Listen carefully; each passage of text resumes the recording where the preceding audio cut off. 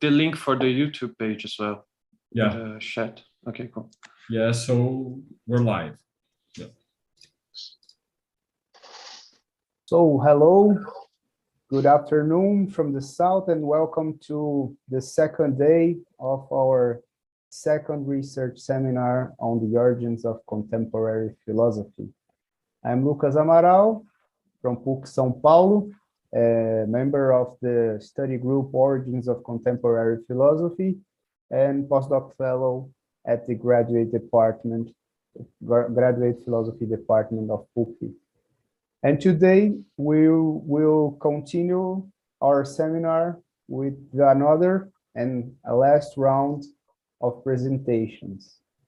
So like yesterday, I am very glad to see my colleagues and look forward to learn with them. And before we begin our session, I would like to present once again our guests. And today we have the presence of Laura Pellegrini. You finished your PhD, Laura? No, I'm still doing it. I finished the thesis, but I'm waiting for the decision of the... Great. So she is a PhD student at the Universidade Diego Portales, Santiago, Chile. Alfred Orzok, he also is a PhD student at Leipzig Universität, Germany. And Bruno Poli, he is a master student at PUC São Paulo. And they will be our speakers of today. And besides them, in our audience, we have the presence of our yesterday speakers, Brenda Soares from PUC São Paulo, and Luciana Martinez, the Universidade de Buenos Aires, Argentina. And we have the presence of Lucas Bacará and Rafael Borchers as well. Thank you all, my friends. I'm very happy to see you once again. And today, we will proceed like yesterday. So the speaker has around 30 minutes to present its subject, followed by 15 minutes of discussion, right? And after all these three talks, we may open one more round of discussion like we did yesterday, right? And of course, people on YouTube, you are welcome to send your questions and comments via chat, and we will read them and answer them. And today, Laura Pellegrini is opening our roundtable, presenting whole network on synthetic nature of transcendental methods. So Laura, once again, thank you very much for participating, and you have the floor. Well, thank you very much, Lucas. As I was saying previously, I would not present from the beginning because I have lots of notes and marks on the text, but in the middle I will start presenting it. So, introduction. Kant distinguishes between two methods in philosophy, the analytical method and the synthetic method. The analytical method consists of starting from a given fact to demonstrate its conditions of possibility. What is conditioned is taken as a fact, and the conditions are sought. The synthetic method starts from an obscure and confused representation to provide clarity and distinction to each concept in order to show its relation with other concepts. For Kant, the proper method of philosophy is the synthetic method. Marburg Neo-Kantianism holds that philosophy must begin with the fact of science. The path of investigation goes from a given fact and looks for conditions of possibility. The starting point is the fact of experience. Experience is the science of nature. These claims have led numerous commentators to identify the Neo-Kantian method as a regressive method or an analytical method. However, on the other hand, Paul Nathorp holds that the method of inquiry must begin with the fact of thought. Philosophy as an autonomous science cannot be founded on anything other than itself. There cannot be no extrinsic legitimation. The starting point is the very concept of thought. The categories, which are the ways in which thinking expresses its legality, must be deduced from the concept of thought. Then the question arises of how to reconcile these two methodological prescriptions, how to reconcile the analytical path with the synthetic path. The aim of this presentation is to clarify this distinction. I will focus on Nator's approach. I will show that the progressive path is the fundamental method of philosophy, while the analytical method is a second step on the investigation. First, I will briefly analyze the distinction between the analytical method and the synthetic method in Kant. Second, I will show the reason for considering the neo-Kantian method as an analytical method. Finally, I will explain why the neo-Kantian method is synthetic or progressive. To argue in this direction, I will show what is the proper task of philosophy. I will argue that the task of philosophy demands a synthetic method. So as to briefly sketch it, my work or my investigation is within like a problem within neo-Kantianism. It's generally assumed that the neo-Kantian method is regressive, that it starts from the fact of science to discover the conditions of possibility. So it can be identified with analytical Kantian method. The purpose of my investigation is to show that that is not the case, that the method of neo-Kantianism, and more specifically of Paul Nator, is synthetic and not analytical. Well, first, the analytical and synthetic method in Kant. One of the sources of the Kantian distinction between analytical and synthetic method is Mayer's logic. According to Mayer, in the analytical method, the foundations are laid after the consequences. Consequences are presupposed. The consequences are taken as a starting point to discover the premises that are their support. The conclusion precedes the premises. The analytical method is convenient in 4 cases. First, as a preliminary test for the system that will be later exposed by the synthetic method. Second, to discover the foundations of the fact under consideration. 3, to explain a system already developed. 4, to study parts of the system. In the synthetic method, the consequences are placed after the foundation. Consequences are drawn from the premises. The premises precedes the conclusion. The synthetic method, according to Mayer, has 3 uses. 1, to study complete system as a whole, when the system is already known. 2, to learn the system. 3, to study the consequences that derive from certain premises. For Mayer, in the synthetic method, we start from definitions. Higher concepts must be defined before lower ones. The starting point is a set of truths that do not require proof. For Mayer, the synthetic method is that of mathematics. The synthetic method is used for mathematical proofs. Kant takes up this definition from rationalistic philosophy with marked differences. For Kant, the analytical method is regressive. This method consists of starting from certain phenomena that will be elucidated. This fact is accepted, and the conditions of the fact are investigated. The objective validity of the fact is not questioned. The path is regressive because it starts from something known as a starting point. We examine the conditions on which the phenomena depends. It is a regressive path because it starts from the fact and returns to the conditions of possibility that allows the fact in question to be possible. In this case, we start from what is thought as if it were given. The analytical method is the expositional method of the prolegomena. The fact that the prolegomena takes its existence of a priori judgments of pure mathematics and pure science of nature. The analytical method starts from a given fact and from there asks how this fact is possible. One departs of what is thought as if it were given. Kant maintains the mathematics is composed of synthetic a priori propositions. The judgments of mathematics are synthetic a priori judgment. This is a fact. It is not something that must be proven, that must be demonstrated. The same goes for the science of nature. Examples of these judgments are everything that happens is determined by a cause according to constant laws. Substance remains in all changes. The amount of the substance always remains constant. As has been pointed out, the critique of pure reason was unfavorably received on several occasions. For this reason, Kant proposed this model of approach for explanatory purposes. The proper method of philosophy is the synthetic method. The synthetic method is the method that follows in the critique of pure reason. The synthetic method is progressive. It starts from a first representation that is perceived as confused and obscure and seeks to create clarity and distinction. In this process, the elucidation of the elements that constitute each part of the representations leads to an elucidation of the other parts. Knowledge is organic. The way in which each part of knowledge operates determines the operation of the remaining areas. This allows the application of the progressive method. The organic conception of knowledge demands a synthetic method of exposition. The synthetic method allows exhibiting this organic structure of knowledge. This procedure starts from the original germs without assuming anything. Nothing is put as a foundation but a confused representation of what is sought. Only the concept of thought is put as the beginning, and the elements that make up knowledge and the laws that articulate them are exposed. It is a progressive part. It advances by gaining determinations as they are required by investigation, that is to say, by elucidation of the presentation that's being analyzed. In the synthetic method, nothing is presupposed as given except reason itself. This is the methodology that was carried out in the critique. It starts from the fact that initially appears in a obscure, confused way to gradually provide it with clarity and distinction. The organic structure of reason makes this procedure possible. Each element of reason is organically connected to another, in such a way that when I take an element of reason and clarify it, it shows me and leads to another necessary element. Each element being clarified introduces the one that follows. The elements are part of an organic whole, and therefore lead me to another element that is in necessary connection with it.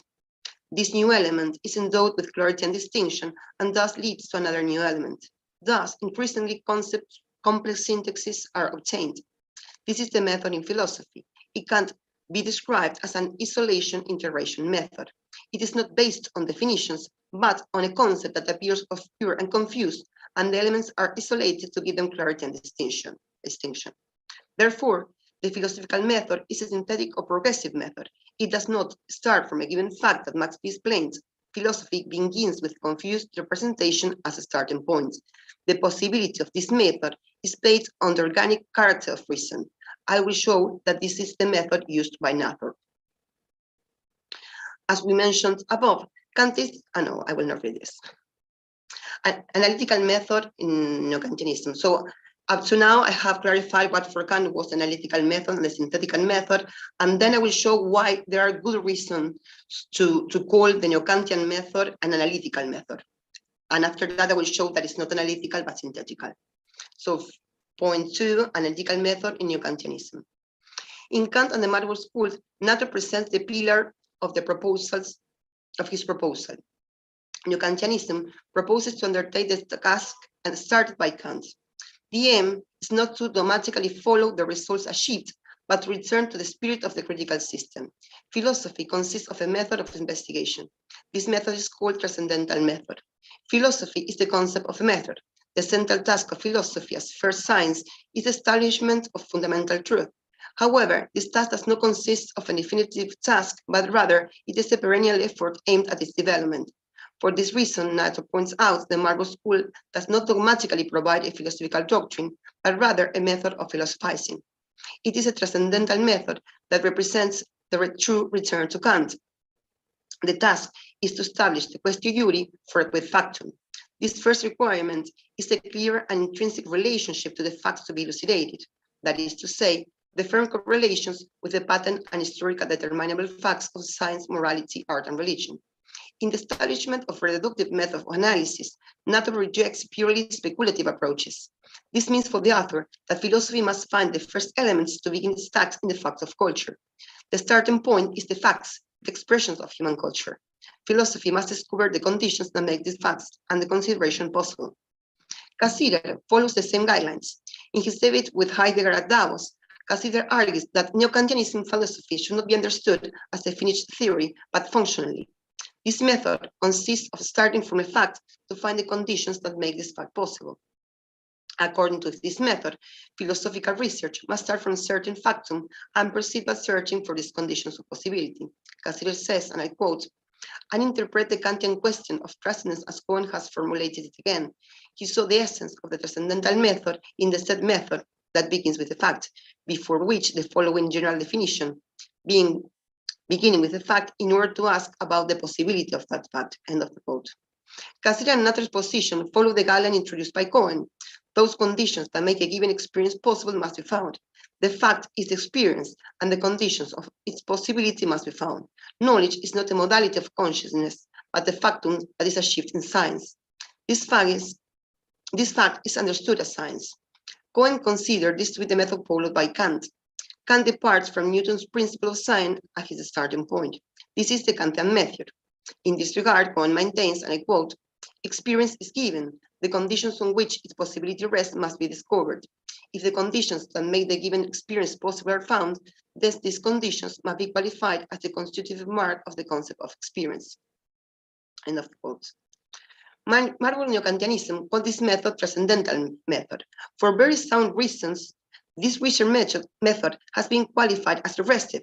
I will study in part 1. The regressive method consisted of starting from a fact to analyze the conditions of its possibility. Certainly, the Neo-Kantian proposals seems to lead in this direction. Marvel's method of Neo-Kantianism is identified with Kant's regressive method. However, we find in the proposal of Neo-Kantianism an indication that leads in another direction. In the next section, I will explain the reasons why the Neo-Kantian method can be considered as synthetic or progressive. This method is required by the task of philosophy. And now I will start sharing.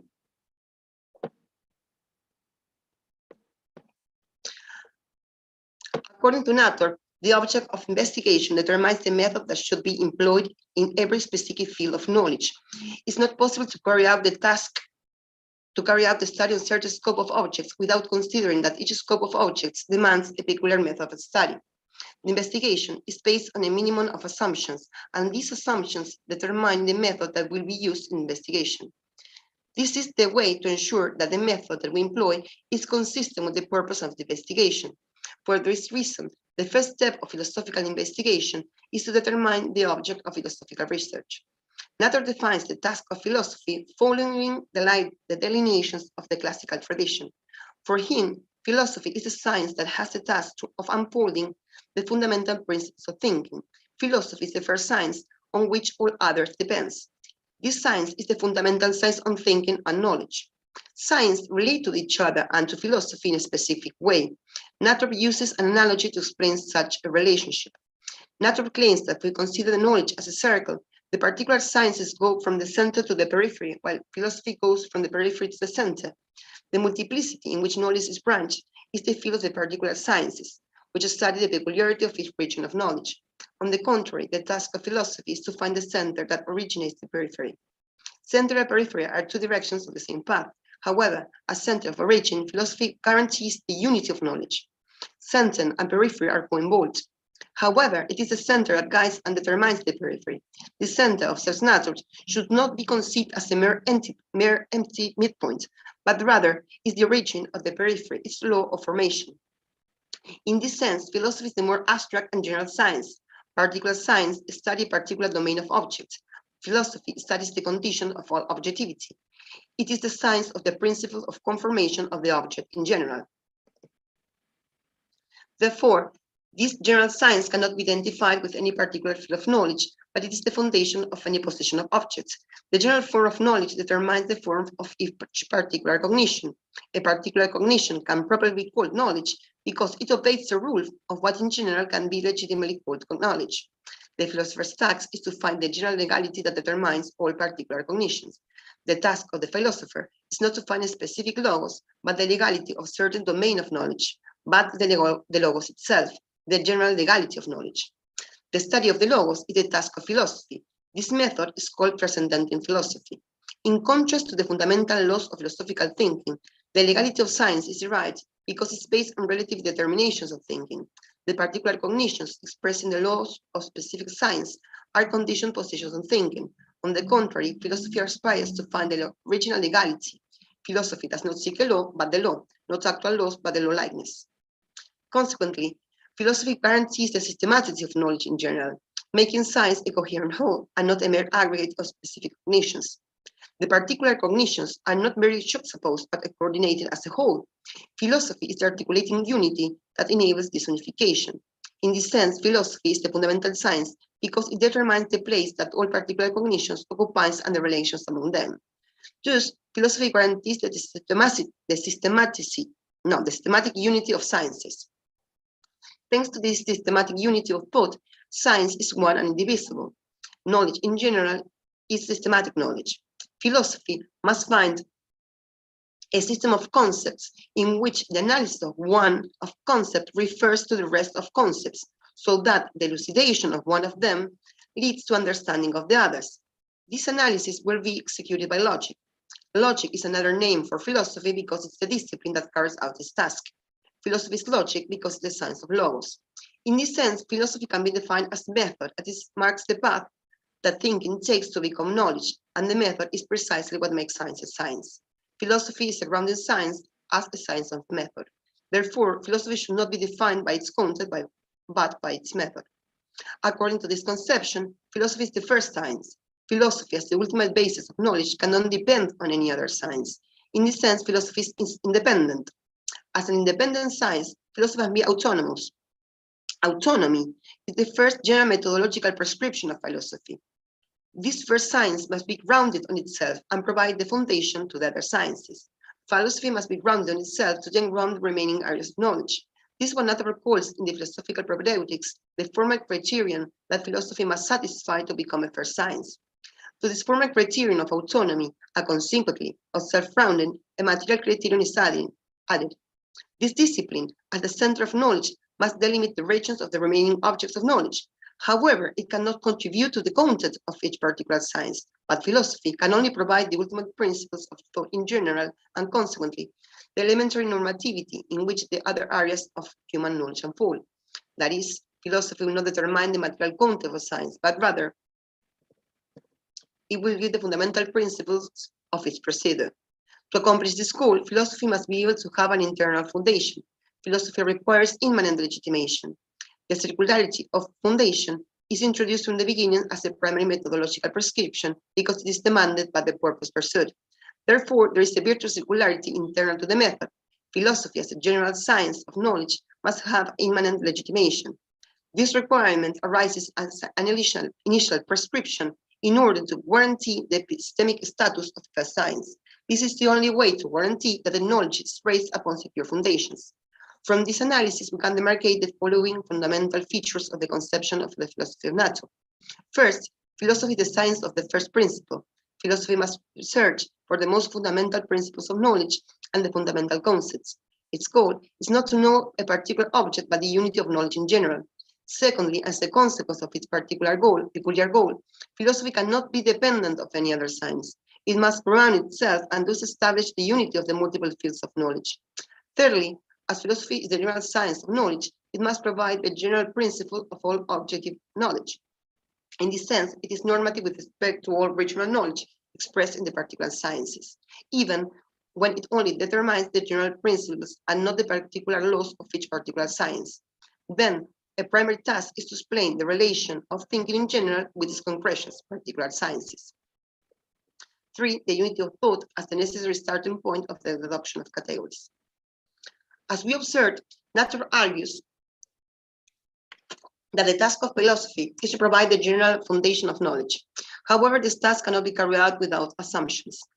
A justification devoid of any assumptions is in general nonsense. A minimum necessary assumptions must be accepted that make possible the pursuit of what is proposed as the task of investigation. All legitimation requires a minimum of initial premises that are accepted as valid. This starting point is essential for all foundational research. To provide a foundation for knowledge, it must be already available a general concept of knowledge to enable the task to be undertaken. A minimal concept of thinking is essential to allow the investigation to begin. The definition of thinking as correlation will be this basic assumption necessary to provide the conditions of possibility of knowledge. By taking the concept of thinking as a starting point, Nature follows the guidelines introduced by Hermann Cohen. According to Cohen, the logic of pure knowledge must have the concept of thinking as a starting point. Nature also maintains that thinking is the origin. For both Cohen and Nature, thinking is the Anfang. Thinking is the beginning and the origin, and the fundamental form of knowledge are obtained from the analysis of the ways in which thinking operates. Thinking must be the starting point. Nature fully agrees with Cohen on this point. The doctrine of knowledge is obtained from a doctrine of thinking. Thinking cannot start from anything other than itself. The sovereignty of thinking is also expressed in methodological aspects. Thinking is the starting point of the deduction. In his first published writing, Nature defines thinking as correlation. The concept of correlation is one of the most important within Neo-Kantian terminology.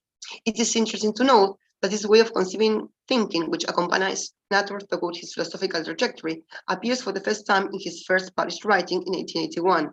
On the occasion of discussing the work of Wilhelm Hermann, Nature introduces the principles of correlation.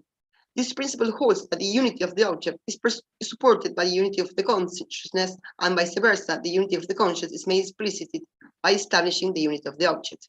The unity of the object only makes sense on the basis of the unity of consciousness.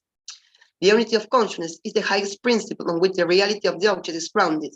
The unity of the concrete object is only possible on the basis of the unity of consciousness, and the unity of consciousness is only possible in the unity of the object. This way of understanding the essence of thinking, the preeminence of the correlation, is maintained throughout his writings. In his inaugural lecture, Leibniz Materialismus, published in 1981 by Helmut Holtzheim, Natter argues that the truth of the object is grounded on the peculiar form of unity constituted by consciousness. The unity of the concept given by the unity of the consciousness is the truth of the object. The conceptual unity and the concreteness of the objects are just two sides of the same problem. The idea that appears in his early writings is developed and deepened in subsequent years. The methodological starting point in the research is pure thinking understood as a unity and correlation.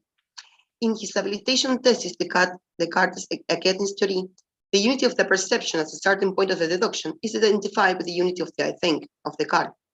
Descartes recognized that the object depends on the form of conception of the understanding, and since the understanding is a perfect articulated unity, it is possible to start a deduction of concepts from the unity of the understanding, taking as the leading thread of the knowledge of objects. For this reason, knowledge can be defined as a form of self-knowledge. For Natter, an element that brings the philosophy of Descartes closer to that of Kant and can lead to thinking of Descartes as a precursor of critical philosophy is precisely the definition of thinking as an original synthetic unity. In Descartes' theory, Natter shows that Descartes would have originally introduced into the unity of the I think what would later be called by Kant the unity of the perception. The Cartesian unity of the cogito is the Kantian unity of the transcendental perception. In the Cartesian system, it can be seen, in a sense, the recognition, the fundamental synthesis, as a condition of possibility of any specific synthesis expressed in each concept. Therefore, the foundation of knowledge is obtained by an analysis of the principles of reason, starting from this conception of thinking. We can only have an integrated knowledge of objects, taking as a starting point the path that thinking follows in the construction of its objects. According to Natter, when Descartes claimed that the method of mathematics should serve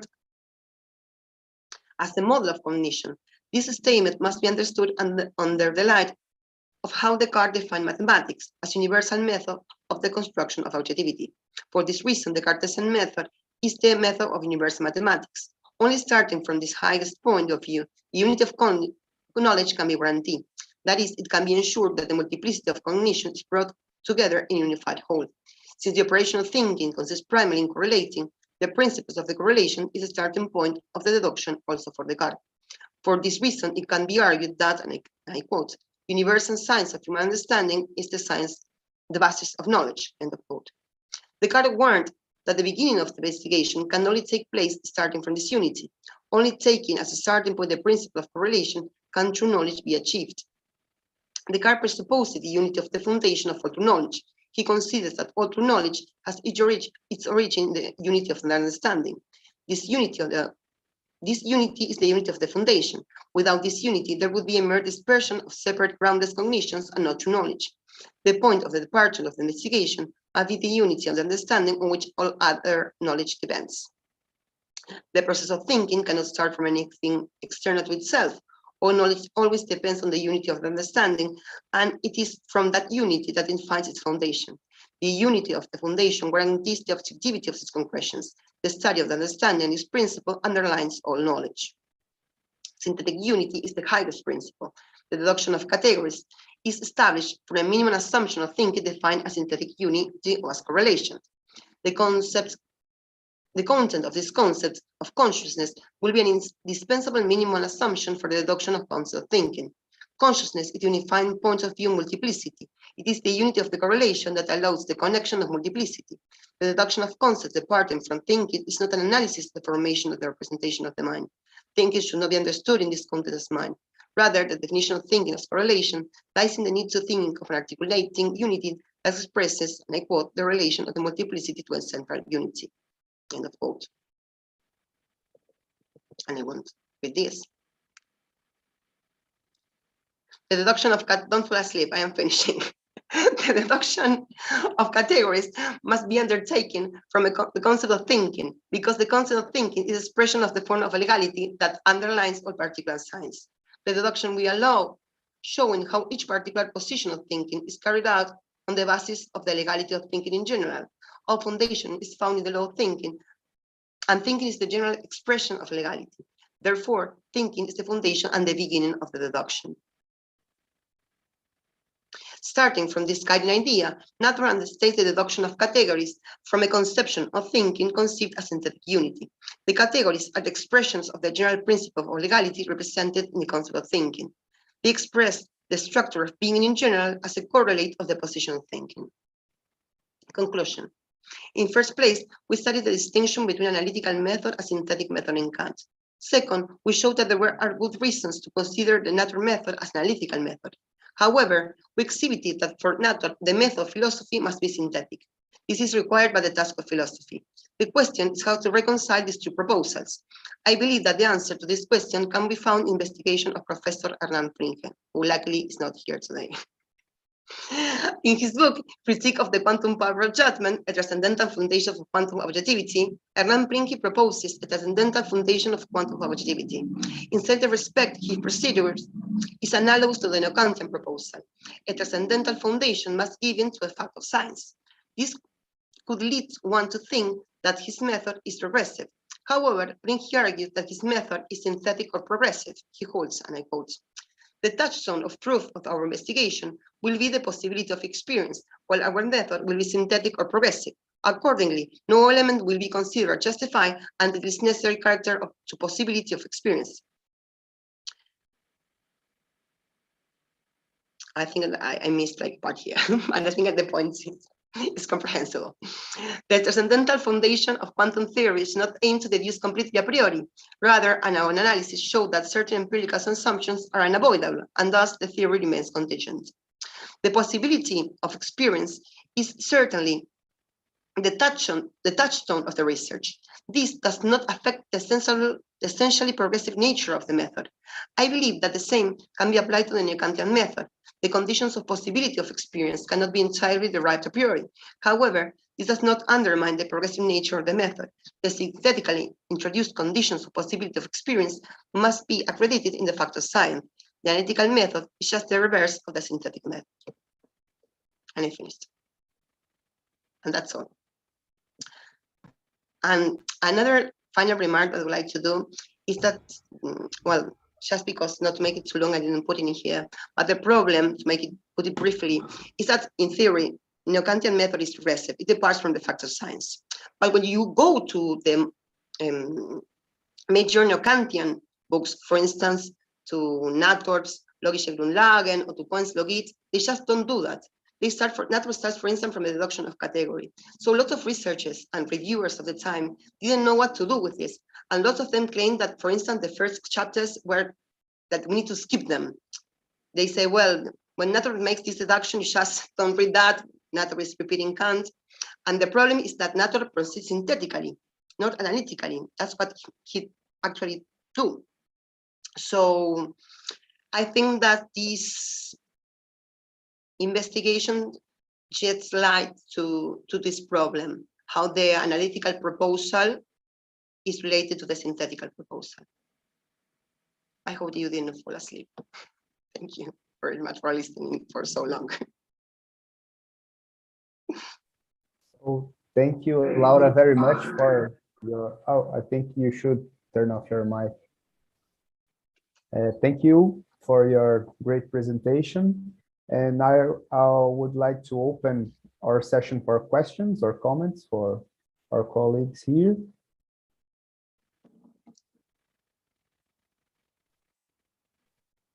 If Lucas, all right. So Lucas, you have the floor. So thank you for your presentation, Laura. It was extremely clear.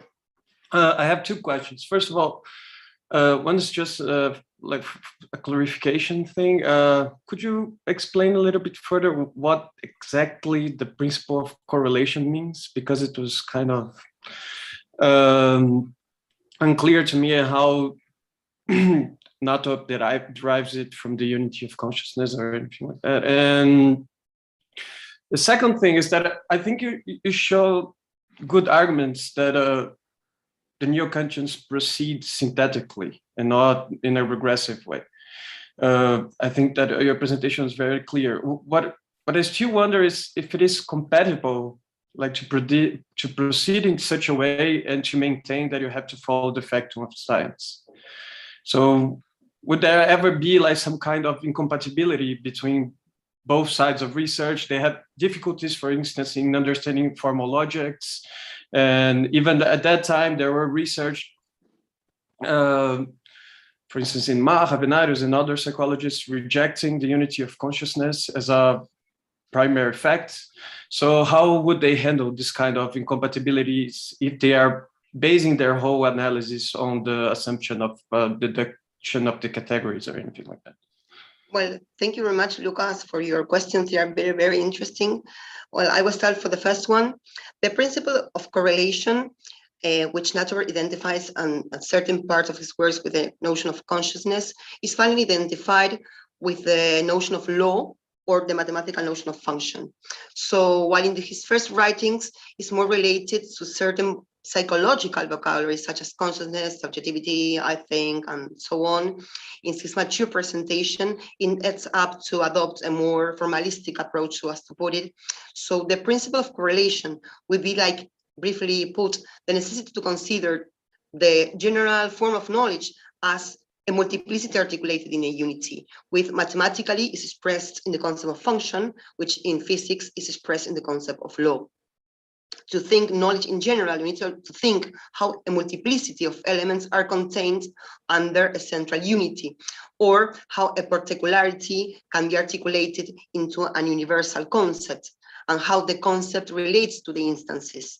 And this principle of correlation, it's supposed to explain how the concept itself can relate to these cases without this case being something external, as Kant thought, to the concept itself. So as it seems to be, one could be led to think like a psychological way of interpreting it, because indeed, sometimes even Natter uses these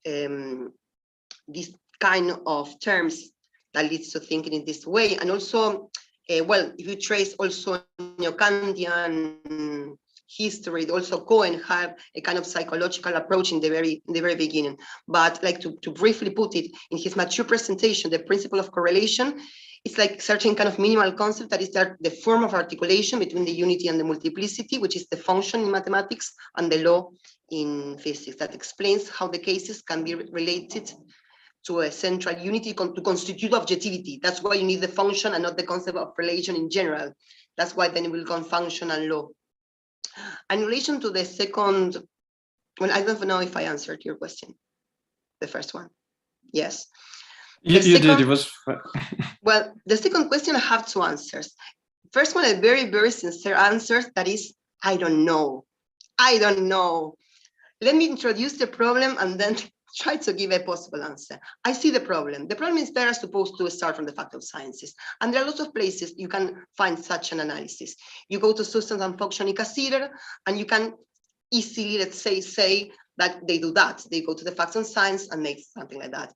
The principle of an infinitesimal method can be considered certain kind of similar approach, where they start analyzing certain mathematical fact and then go to the conditions of possibility. However, when you go to other works, such as Cohen's Logik or Natter's Logischen Grundlagen, they just don't do that.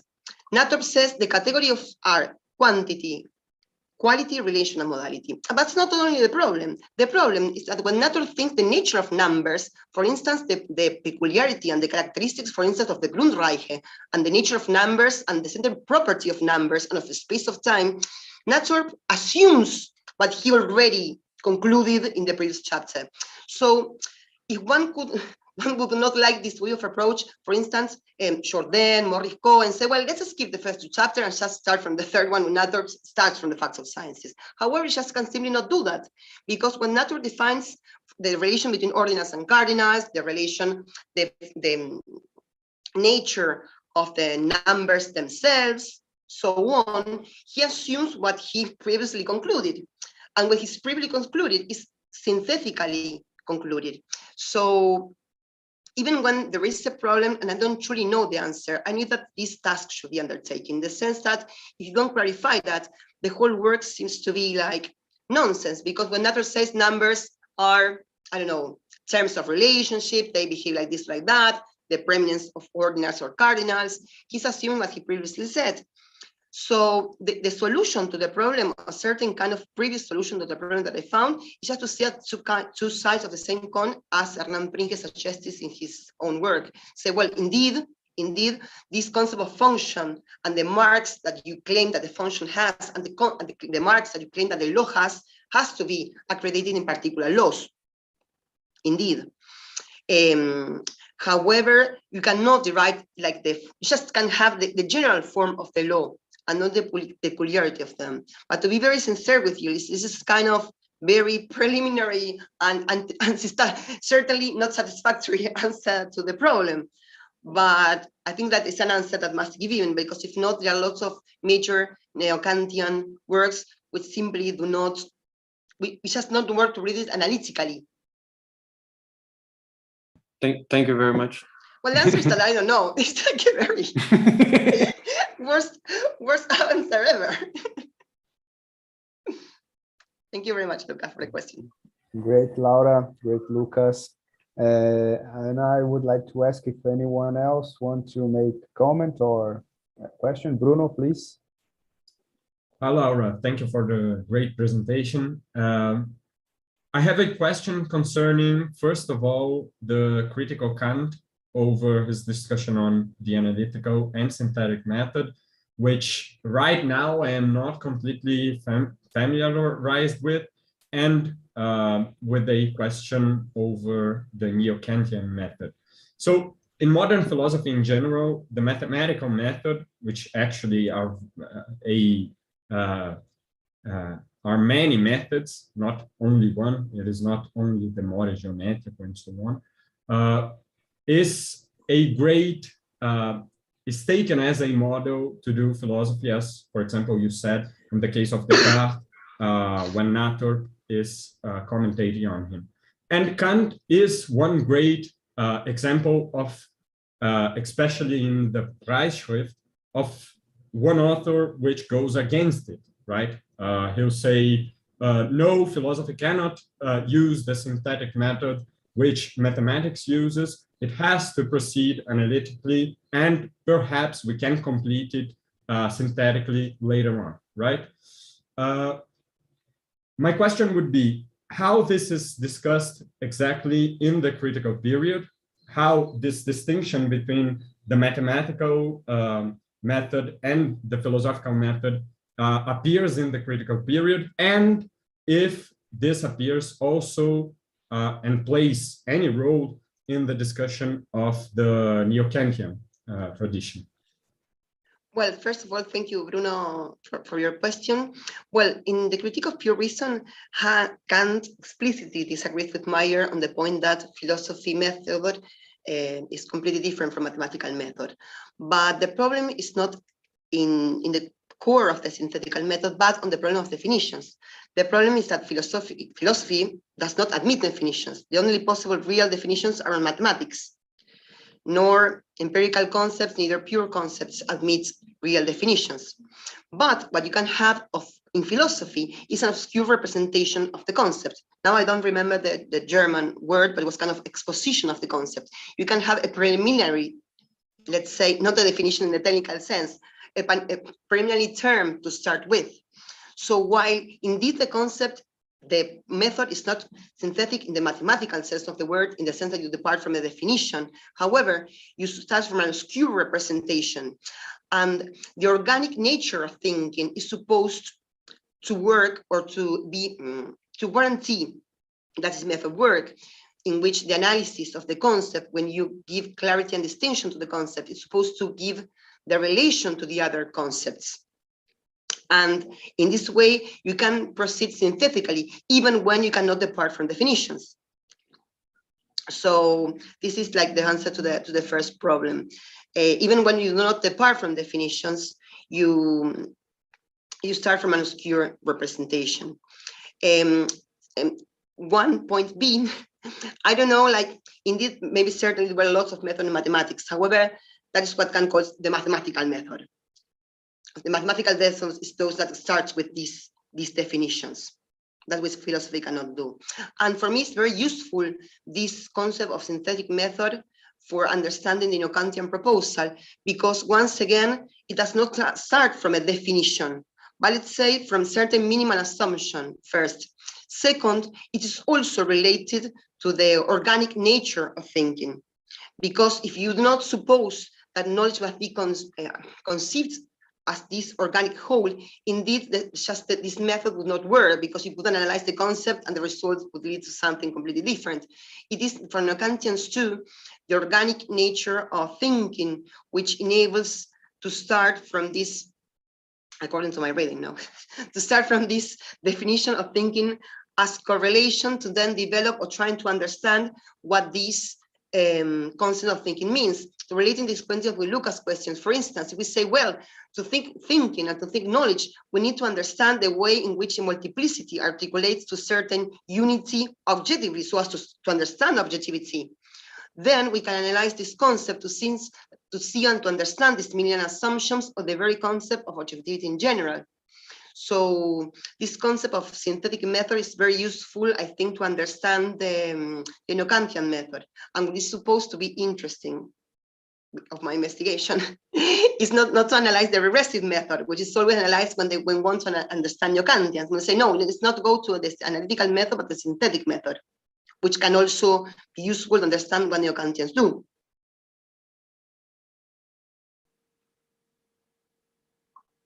But I don't know if I answered. Yeah. Thank you. Oh, thank you, Bruno. Thank you, Laura, for the debate. Lucas, you have? No, I think just a side remark. I think it's all like your thesis is also good for us to understand some distinctions between, for instance, just to bring it to my side of things, between the Vienna Circle and the neo-Kantians. For instance, there are a lot of interpretations of Carnap that take him as a neo-Kantian, but he's clearly proceeding only in a regressive way, just trying to lay down logical foundations of things.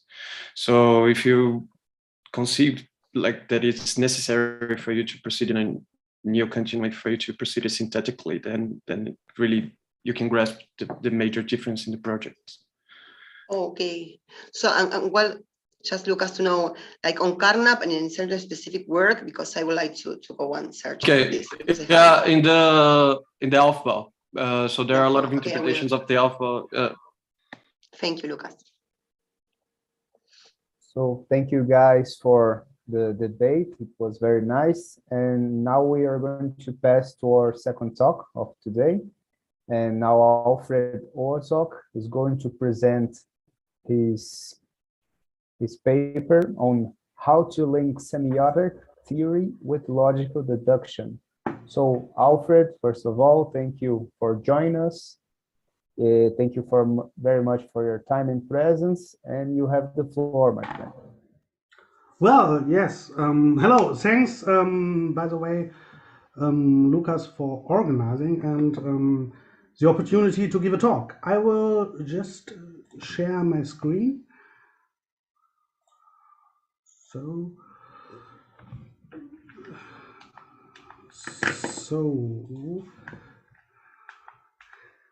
this is working, I believe. If not, just mention it in between. Yes, we are seeing your slides, yes. Well, yeah, wonderful. That's wonderful. So, as I told you, the title is How to Link Semiotic Theory with Logical Deduction, and I will explain it exactly the other way around. I don't know, we have a saying for that in German, which is not possible to translate in English. Das Pferd von hinten aufzäumen. I don't know. But at first, I will explain you logical deduction, then the semiotic theory, and then how to link both. So this is part of my thesis, so you have to mention it work in progress. It is work in progress. And it's belonging to the research of Charles Sanders Peirce. So what he meant by logical deduction are the existential graphs. And in these existential graphs, we have many systems of existential graphs that are calculus for calculating and proving like we know them in logic. And he invented them for classical propositional logic and predicate logic and model logic. And what I will present you about the existential graphs is a new system invented by myself. It's for intuitionistic logic. After that, I will shortly and briefly present you the semiotic theory. We all probably know it's a very, very big field, but I will make it short in the second part, and then I will show how we can link both, because when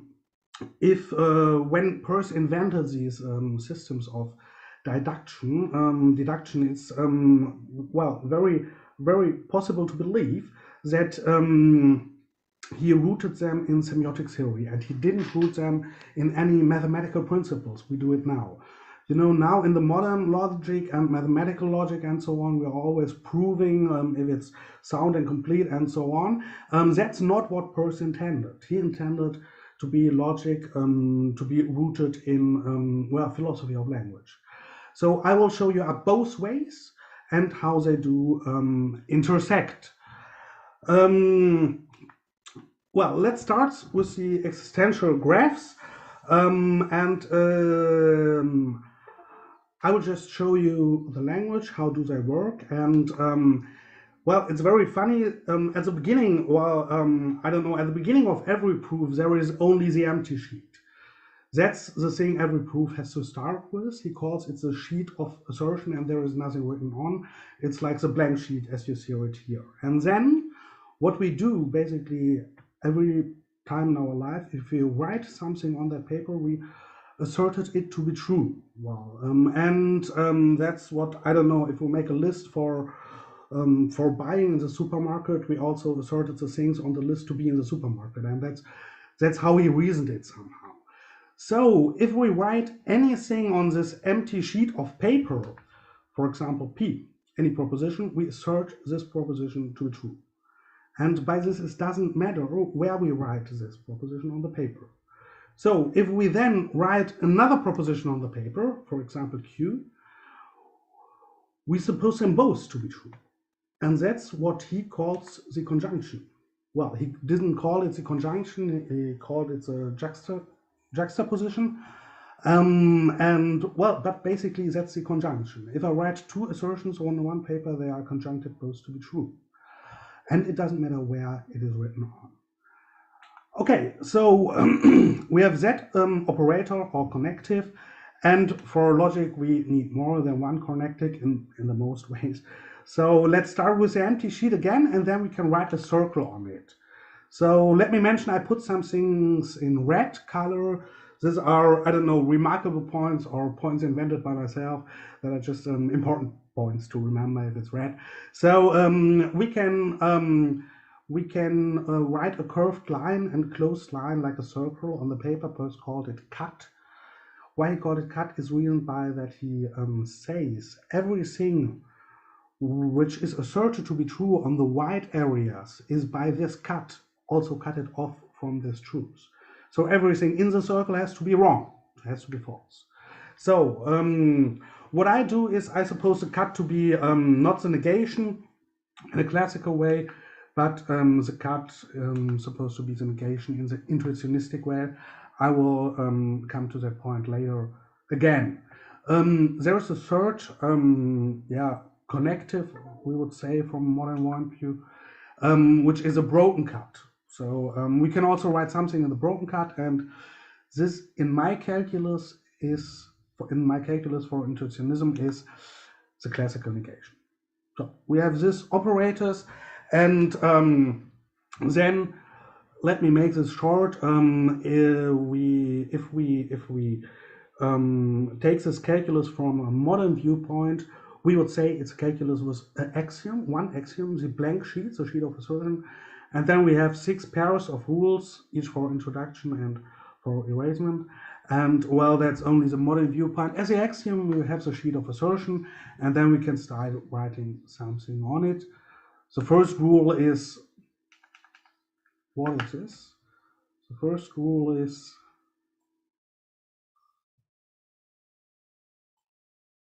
Well, yeah. The first rule is that we are allowed to write this combination anywhere on the paper, but it is forbidden that something is written in this inner circle or in between those circles.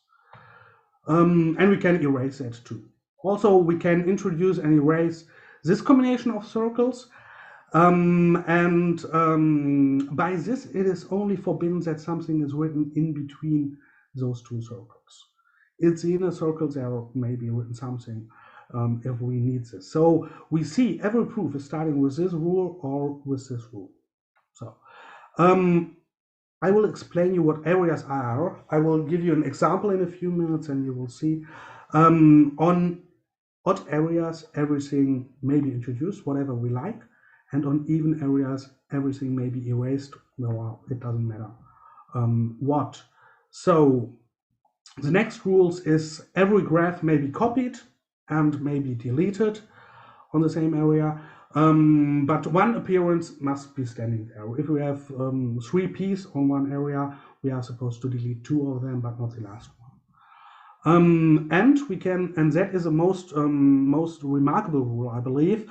You see, if we do existential graphs and if we try to invent new calculi for existential graphs, every time it's this one rule which is changed and leads to another logic. So every graph may be copied or iterated in a strict area.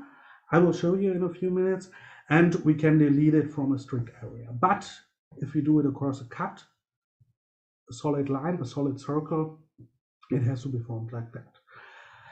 And at least the last rule is if we have a cut on an even area, we may erase it to a broken cut, and a broken cut on an odd area may be filled up to cut. So let me show this by an example. We start with the empty sheet, and the first rule is we introduce a verum. And so now we can see, I believe you see my mouse. If not, just mention it. That's important right now. So we see this here, everywhere here, this is area 0. And if we just cross it and go here, we will go on area 1 and in here on area 2. That's the principle. And now the next rule we apply is we introduce a verum again, because, well, and it's in these inner circles. So now we have 4 areas, 0, 1, 2, 3, and 4. And what we now do see is that we can change this circle, this solid circle, because it's on an even area. It is allowed to be erased into a broken circle. This is what we do like this.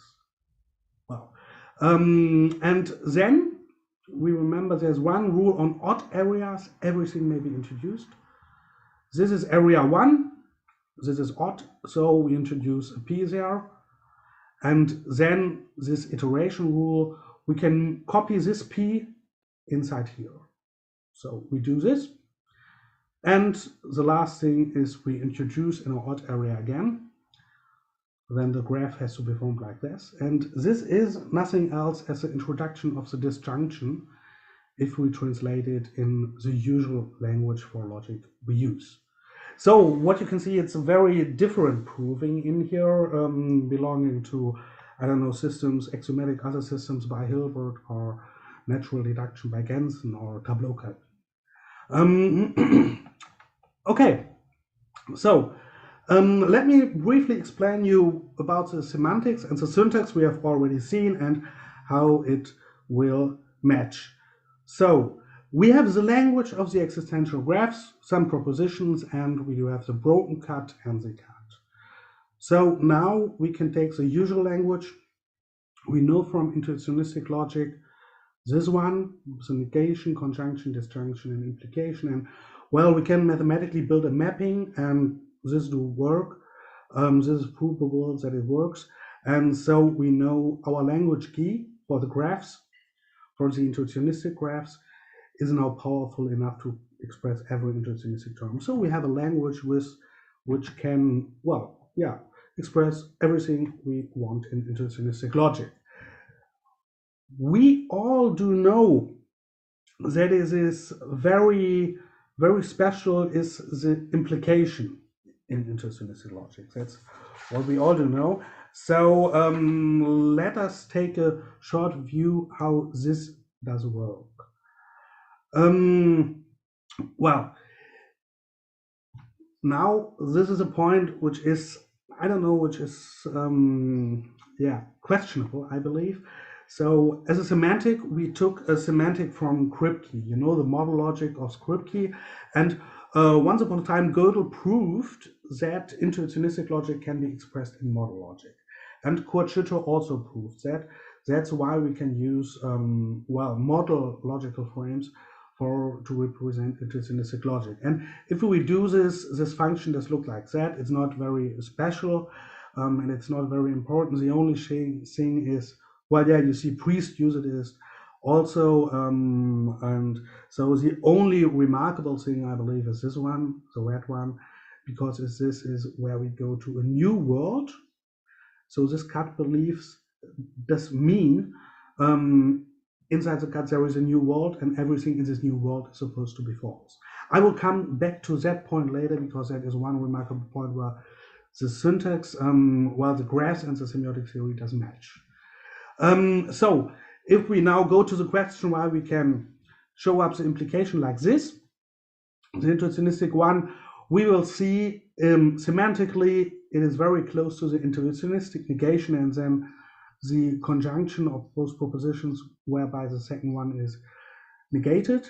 And so if we take a look to this, we will, after a few moments, see that this is exactly the intersynesthetic implication we want to use in model frames. So this is the most shortest point. If we have the language and if we have also that implication, we can prove soundness, we can also prove completeness. I did it. This is working, and it is only this red thing is what I've done. The rest is given by Seaman and also by Gensen and Schütter.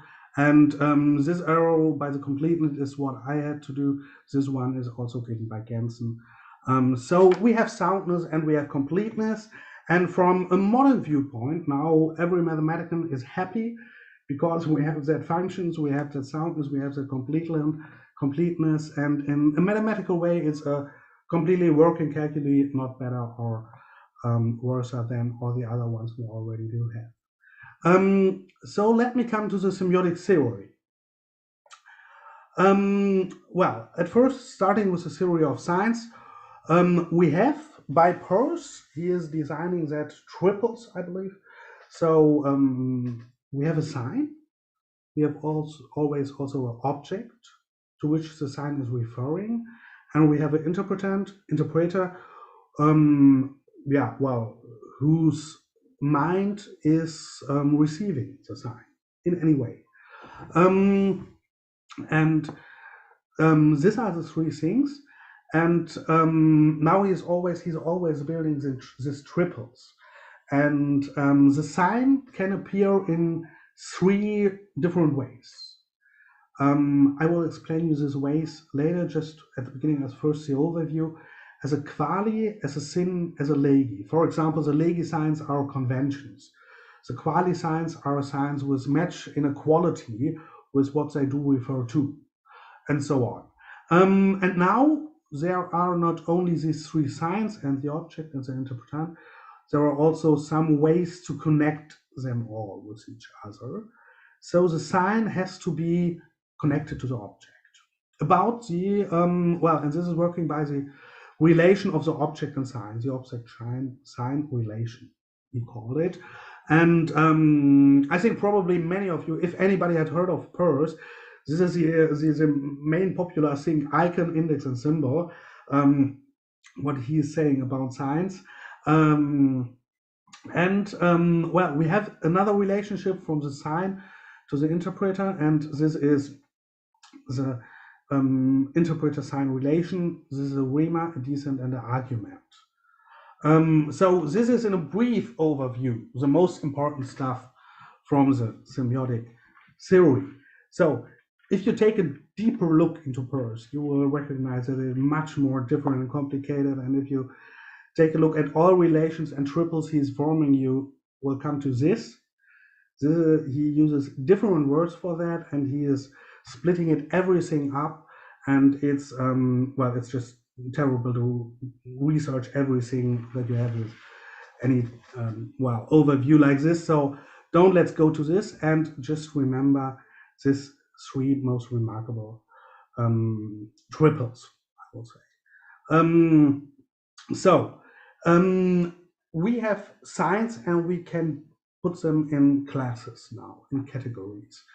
So every sign has to appear in one of those 3. So we have a sign, which is, for example, a quali, an icon, and a rima too. If we have a sign, we have to not only look on the sign, we have also to take a look on the relation to the object and to the relation to the interpreter. And so if you any time heard that there is somebody saying this sign is an icon, like PERS said, that's not correct. That's not really correct, because a sign is not only an icon. It is an icon and a quali and a rema too. It is never only an icon, an index, or symbol. We have also sorted these ones and these ones to a sign too. So if we now try every combinations of these triples, we will get a very fancy cube who is just for displaying. So we can do the first sign and then the first object sign relation and the first interpretant relation. That would be icon, quali, and rima, and so on. We can do index, syn, and descent. We can sort it together. That would be, for example, here. So this is just for well, yeah, for displaying it. So we have these 27 categories, but these categories, the sign, the relation to the object, and the relation to the interpreter, are, well, you can say they are very close to the Aristotelian principle of firstness, secondness, and thirdness. So we can't get all these categories, because if we take a look to Aristotle, well, Aristotle said a firstness can only be reasoned by another firstness, not by a secondness. And a secondness can only be reasoned by a firstness and a secondness. And a thirdness can be reasoned by everything. So this is what Aristotle say, and what PERS is transferring to his triples in the semiotic theory. And later, Savan was putting it in a mathematical formula. This is this one. So if we take this and light on these 27 opportunities, we only get 10 categories. And these 10 categories are here. So, so we have categories which, well, have a sign, have a relation to the object and relation to the interpreter, and that are these 10 categories. So now is why you see that a sign cannot be only an icon. It has to be in category 1 or 2, and is never only an icon or only an index or only a symbol. So I will not explain you every category, that is way too much, but we have to remember this one, the 5th category. So, okay, how to link both semiotic theory and existential graphs. At first, I will give a hint to link the language. We take a closer look at the 5th category. So, legi, icon, and rima. Okay, let me show you what PERS meant by these 3 words. A legi sign is a general and defined symbol that acts as a sign. It is used in certain applications, and then it has a notable relation to the described object. That's a legi sign. So the most important point, I believe, is it's defined by us. Then an icon. An icon is a sign as long as it is do correspond to the object and the object of a common quality. So it has to show a structural similarity with the object to which it refers. And an icon has the same qualities of the object and can, because of that, refer to it and represent it. That's very close. I will come to that in a few minutes, to the cut, to the circuit line we use to negate something. A sign as a rema provides that it addresses the interpretant in a single way. It is a single symbolic term, a predicate. A single rema thus has open spaces and a finite number of binding possibilities. We will also see that in the signs. So, okay, holding that in mind, we can now, well, yeah, take the signs of granite and take a look at them from the categorical viewpoint. So the signs of granite, I will take all the four of them. The sheet of assertion, the axiom, the juxtaposition, it's a conjunction in a modern way, the cut, which is the intuitionistic negation, and the broken cut, which is the classical negation in my calculi. Well, by the way, I named my calculi granite. It's an anagram of grass for intuitionism. So these signs are defined. Peirce uses many conventions, and he said, if I am proving anything to anybody, we both have to refer on the same conventions. And then he is writing down a bunch of conventions, and he said, if we both agree to that, then we can talk about proofs. And that is the reason why the signs of granite are legi signs. They are also, in a mathematical way, they are also defined. So that is why there are legi signs. And moreover, they have a structural similarity with our meaning. That does mean, if you take a look at the cut, for example, he is cutting off anything from that area around it, and the area around it is what is supposed to be true. So Peirce, at the beginning, he said, well, I will call it cut because the pencil can reach it from out of that true space by crossing it. And he said, usually every time we prove, we can use a knife and cut it off. That will work the similar way.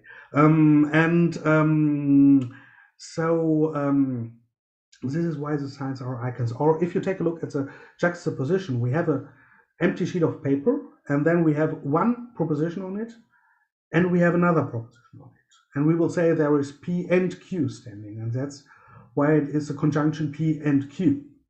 So this is a structural similarity I will argue for in my PhD thesis. And finally, we have a number of open spaces. So if there is a sheet of assertion, we can write a finite number of open propositions a finite number of propositions on it, and there is a finite number of open spaces. Or if we have a cut, a circuit line, and write in it, there is a finite number of spaces where we can write propositions in it. So every sign has a finite number of open spaces. So that's basically the simplest reason why it is called a rema. So we see the signs of granite do all fall in category 5. And that's the first thing to link. That's how we can link semiotic theory with the existential graphs. Just taking a look at the language Peirce is using, and I have, interpreted in another way or new for intuitionism. Okay, let's take a look to the semantics. So Peirce had an idea about the broken cut. The sheet of assertion is a sheet of paper on which we suppose something written to be true. Then a cut is cutting off anything from this truth. And the broken cut is merely a preparation for cutting the assertions in it off from the asserted truths. And in his logic, in his model logic, the broken cut is supposed to be possibility of truth by this. So if we transfer this to the semantic of possible words, the cut is always stronger than the broken cut. And so in granite, also the cut will have the stronger meaning, and the broken cut will have the meaning just of the classical negation. Well, by the way, here is a box missing. I don't know why. The cut always has a meaning box and then negation. box as a necessity from the model logics. And this do open the possibility that every time we have a cut in model semantics, we don't say that thing in it is cut off from the truth around it, but we say this thing in it, this area in the cut, is a new world, like it is opened by using the cut and like it opens in the semantics of possible worlds. So that's a hint to the idea how I want to link the semantic of the existential graphs to the semiotic theory. Okay, and well, the last point, the deduction, how to link the deduction. As you have seen, the deduction is working very, very different than like in other calculi, in the mainstream calculi, I will say. Let's take a look at the formal definition of provability intuitionism. A proof is a sequence of statements, each of which is either an axiom or deducted by using the rules from any expressions. So that is basically mathematically, well, the definition many times used of provability. Well, what is intuitionistic probability in my calculi? Well, if we do follow Brouwer's view of intuitionistic logic, which is really hard here because I am using model semantics, and Brouwer didn't intend model semantics we use for intuitionism. But if we do follow his idea of intuitionism, provability and truth is, well, very close to be the same. Because he said we can't have such a thing like there is something proven to be false. That doesn't work in his calculus, in his idea of intuitionism. He said we have only the things which are proven, and then we do have the things we didn't yet have shown that they are true. Well, that's that's also why he is argumentating for the law of the extended middle, excluded middle. So if provability and truth do coincidence in intuitionistic theory, in Brouwer's intuitionistic view, the remarkable point is do coincidence in Granit too. We have in Granit always, at the beginning, the empty sheet, the sheet of assertion, and then what we write on it is supposed to be true, is true. We can only write true things on that paper following these rules. And that exactly the coincidence Brouwer intended to be in intuitionism. So these are the three ideas, how I want to link it in further research. And well, yeah, thanks. And are there any questions?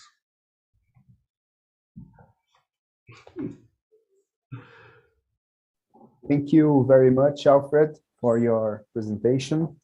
And now I would like to ask if someone has some comment or questions to make. Now is the time. I don't know, Alfred. I think that if you I will just. We all, yeah. So yeah, that's much better like this. Yes. So, if anyone has any comments or questions. So just first of all, just a technical thing, I would like to know, so you proved completeness and soundness of your system for propositional logic. So can you extend it for first order logic, or?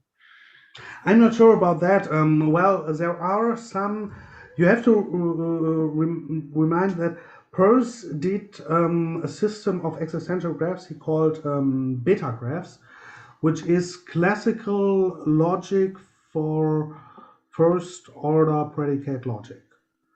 And that does work for first order logic. And I believe there is a proof that it doesn't work for second order logic and so on. I'm not sure if it will work for intuitionistic propositional logic. Okay. Intuitionistic predicate logic. I'm not sure about that. I have to say I didn't try it yet. Okay. Because I was wondering, first of all, how would you represent in your system quantifiers, and I mean, and the expressive power of a system that doesn't have first order logic, like how to link it with semiotics may become a problem, I think. Oh, well, I can tell you about that, because we as a quantifier, Peirce is only using a line. He calls it a line of identity, and he's using a line, and if he's then connecting two propositions by a line, they are connected by the existential quantifier. And then if a line is crossing a cut, he is saying this is not existential quantified.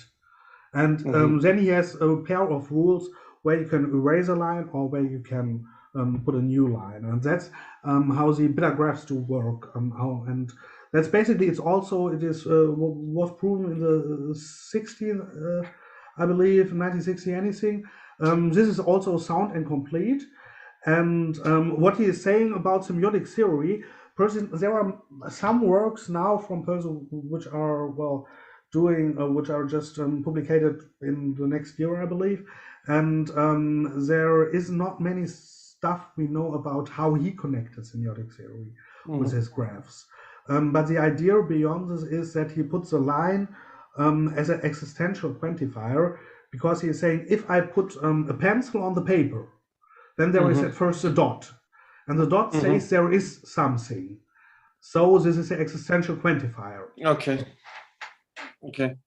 Not those are, and not just a historical clarification, because I don't know if that's really stupid. I mean, you picked up semantics, and also I mean, you kind of reflected the syntax of intuitionistic logic in your system. So is that something that was Peirce an intuitionist, or is that something that you want to do? No, Peirce didn't, he didn't have done anything about intuitionism. He has only done propositional logic, first order predicate logic, and a model logic. And by the model logic, it's very interesting. He and Jan Łukasiewicz from Poland, they both invented the same model logic in a completely different language. They both had the same idea. But beyond that, Peirce has not done any research to intuitionism. So, yes. Okay. That's why I want to do it. Okay. Cool. So thank you very much, Lucas. Anyone else has a question or comment to make to Alfred? I was going to save mine for the end, but I'll do it right now. So in your answer to Lucas, you almost touched the point, but if we consider that the existential graphs are indeed sound and complete, do these results give some philosophical contributions to Peirce's work? What do you think, Alfred? Yeah, I believe they do. This will be the third part of my PhD thesis, because in the end, what do we have in the end? In the end, we do have a calculi, which is fine to every mathematician guy, which is provable in everything we need from a modern mathematical viewpoint, but we also do have that calculi to be rooted in his philosophy of language. And the result of this, this is I didn't start it with this part yet, but the idea is the result of this is that we have a calculi which is mathematically wonderful, and it is closer to the way you think. It is more intuitive to learn, and so there will be a didactical or a pedagogical reason, and I will do prove this by my classes I teach. It has shown in some lectures I have given, it was like that if the people don't have any knowledge about logic, then they learn faster by this Peirce notation, as by the bunch of formulas we usually use. But if they do have any knowledge about the bunch of formula we use now, they are well used to it and can change to the Perth system. And so I will take a look at that if this language is because of the roots in philosophy of language, if it's more easier to understand and to learn with it. And that will be that if it works, that's the idea to be the final clue of my thesis. So great, thank you very much for your answer. And I think now we should pass to our last conference of the day, right? So we are passed to hear Bruno Poli, which is going to talk about, through his title named Overview of the Mind-Body Problem in Early Modern Philosophy, with a glance at the 19th century. So Bruno, thank you very much for your presence and your help in this. Thank you, Lucas. Seminar, and now you have the floor. Yeah, I'm going to share a PowerPoint. Can you see it? Yes. Yes. Okay. So my name is Bruno Buonapoli. I'm a master's student at PUC-São Paulo. First of all, I would like to thank Lucas Amaral for inviting me here. It is an honor to speak with you guys. And I would like to thank also FAPESP for financing my research. So today I am going to present an overview of the mind-body problem in early modern philosophy, and I'm going to make some general remark about its discussion in the 19th century philosophy also. So my presentation is divided in three moments. First of all, I'll talk about the origins of the mind-body problem in Descartes. Then I'll talk about the three canonical answers which were given in early modern philosophy, namely occasionalism, pre-established harmony, and physical influx. And in the third and final moment, I'm going to talk about how it was discussed in 19th century philosophy. The last part of my talk is really a work in progress, as you shall see. So, with respect to its origins, we can describe the mind-body problem as a set of three inconsistent premises. The first premise would be Descartes' substance dualism, that is his distinction of these two things, body and soul, which do not share any property at all. And that is the important part for the mind-body problem, that they do not share any property. In Descartes terms, they have different attributes, namely extension, body, and thought, the soul. The second premise is a kind of what we could call a causal axiom, namely the proportionality of cause and effect, which consists, first of all, in the notion that the cause and the effect must be qualitatively similar. So they must share something to have a relation between them. And that was a common premise throughout modern philosophy, especially in virtue of the emergence of modern science. It seemed intuitive to accept that since in modern physics, two bodies interact with each other, and this is the model of causation, we must accept a proportionality between the cause and the effect. And the third premise, which generates the contradiction, the inconsistency in this set, is the statement of the causality between the mind and the body. So if I accept premise 1 and 2, I cannot accept premise 3. Richardson called this problem, and to my mind, it is a great expression to designate the mind-body problem, the problem of heterogeneity. So the problem is about how two heterogeneous things can interact with each other, right? So Descartes did not ignore this problem because in his correspondence with Gassendi and Elizabeth, both of them pointed it out to him. And so he elaborated, in virtue of that, a response to it. His response is pretty fragmented and incomplete, but we can perhaps summarize it in three main features. First of all, he affirms that the soul and the body do causally interact. Second of all, he affirms that experience is the foundation of our knowledge of this interaction. And he makes this point in his correspondence with Elizabeth. And it is pretty interesting, and I'm saying that because in the end of my presentation, this will be important. Elizabeth says, okay, Descartes, we can perhaps accept that as a premise, that experience shows us that the soul and the body do causally interact. But we still have the problem of how can we explain this fact? So she says,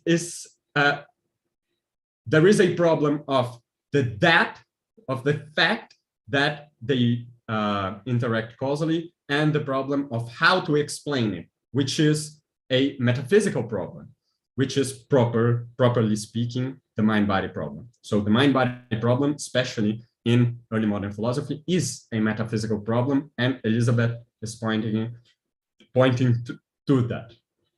And the third feature of Descartes' response is his offer, and perhaps the most famous one, is his offer of a physiological model of this interaction through the pineal gland.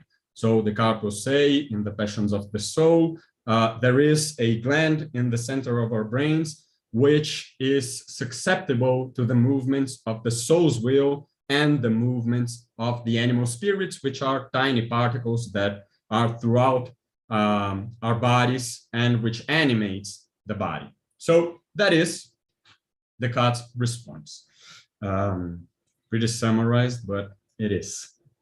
So I'm going to skip my analysis of this slide, but what Elizabeth was saying time-wise, because it would make me spend my time too much, but the distinction that Elizabeth is making is the distinction between level 2 and level 1. So the empirical level, which recalls the metaphysical level, especially the level of the mind-body problem, of the intelligibility of the relation between mind and body. We'll see that that appears in the 19th century. That is why I am talking about it. Descartes' response was virtually rejected by all authors of early modern philosophy. And in virtue of that, some alternatives were developed. What I am here calling the canonical alternatives. If you take, for example, in Germany, Baumgarten, Meyer, Wolff, Leibniz, Kant, all of them are in consensus that these are the main responses to the mind-body problem at that time. And they are occasionalism, pre-established harmony, and physical influx. There is a caveat to what I'm saying. It is actually a clarification that I am not affirming that all of these theories were proposed in virtue primarily and mainly of the mind-body problem. For example, that is not the case certainly for Malebranche's occasionalism, and that is not the case, for example, for Leibniz's pre-established harmony. They have other problems to which they are responding with these theories, but nonetheless, these theories are used to respond to the mind-body problem. So to give you all an overview of the three theories, there is a scheme which I am borrowing from Alison Lewine from her doctorate thesis. And we can begin the exposition with a question.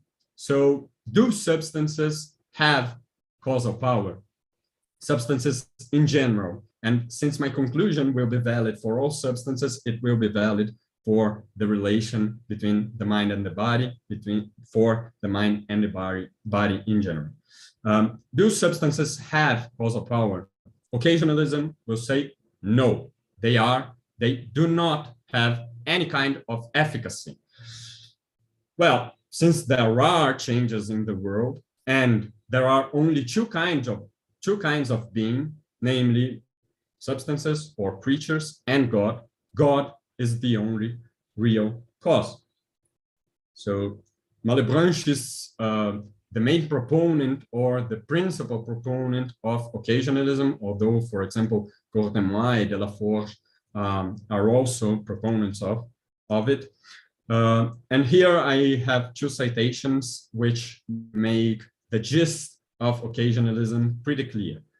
First of all, in the dialogues on metaphysics, Malebranche says, now I quote, "There is no relation of causality between the body and the mind. What am I saying? No more is there such a relation between mind and body. I say furthermore that there is no such a relation between body and body, nor between one mind and another mind. No created being can, in short, act on any other by an efficacy which it has of itself." So every creature is essentially does not have the efficacy to be the cause of the states of another creature. And in a passage from The Search of Truth, he says, "My intent is to prove in a few words that there is only one true cause because there is only one true God, that the nature or power of each thing is nothing but the will of God, that all natural causes are not true causes, but only occasional causes, and certain other truths that will follow from this." So,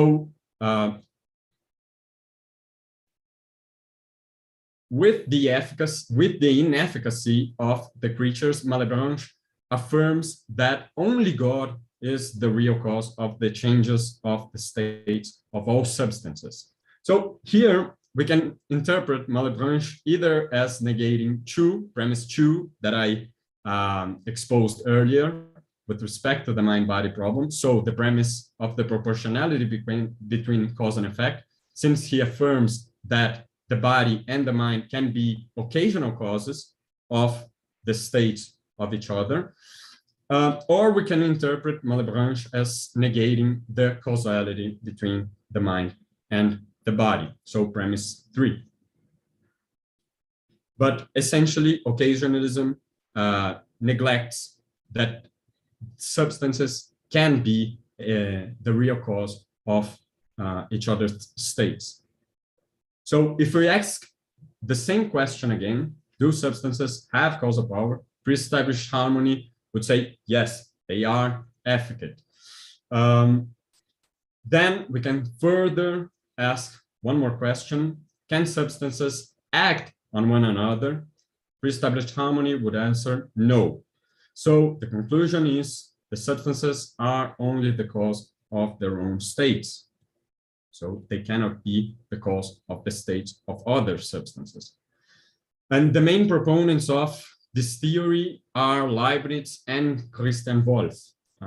So Leibniz in the Ipsa Natura says, the intercourse of substances or monads arises not from an influence, but from a consensus, so that each one is adjusted to the outside while it follows the internal force and laws of its own natures. So according to Leibniz ontology, there are monads, which are spiritual things, that is, creatures which have only representational states, and they are the reason or cause of the changes of states of themselves. And so we could ask, how can there be a correlation between the states of the many monads? Well, he's going to say, there is a consensus because God created them in a way that they are harmonized with each other, right? So Leibniz is negating simultaneously premise 1 that is Descartes' dualism in presupposing a monadology and negating also the capacity or the causality between substances in general, between monads. And Christian Wolff was saying in the Deutsche Metaphysik, the sensations and desires of the soul only coincide, so there is a consensus, as Leibniz said, with the changes and movements of the body. And in this way, we arrive at the explanation which Mr. Leibniz gave of the community of the body with the soul, and called the pre-established harmony or agreement. So there is a difference between pre-established harmony in Leibniz and pre-established harmony in Christian Wolff, which is Wolff suggests a rejection of the monadology as Leibniz presented it.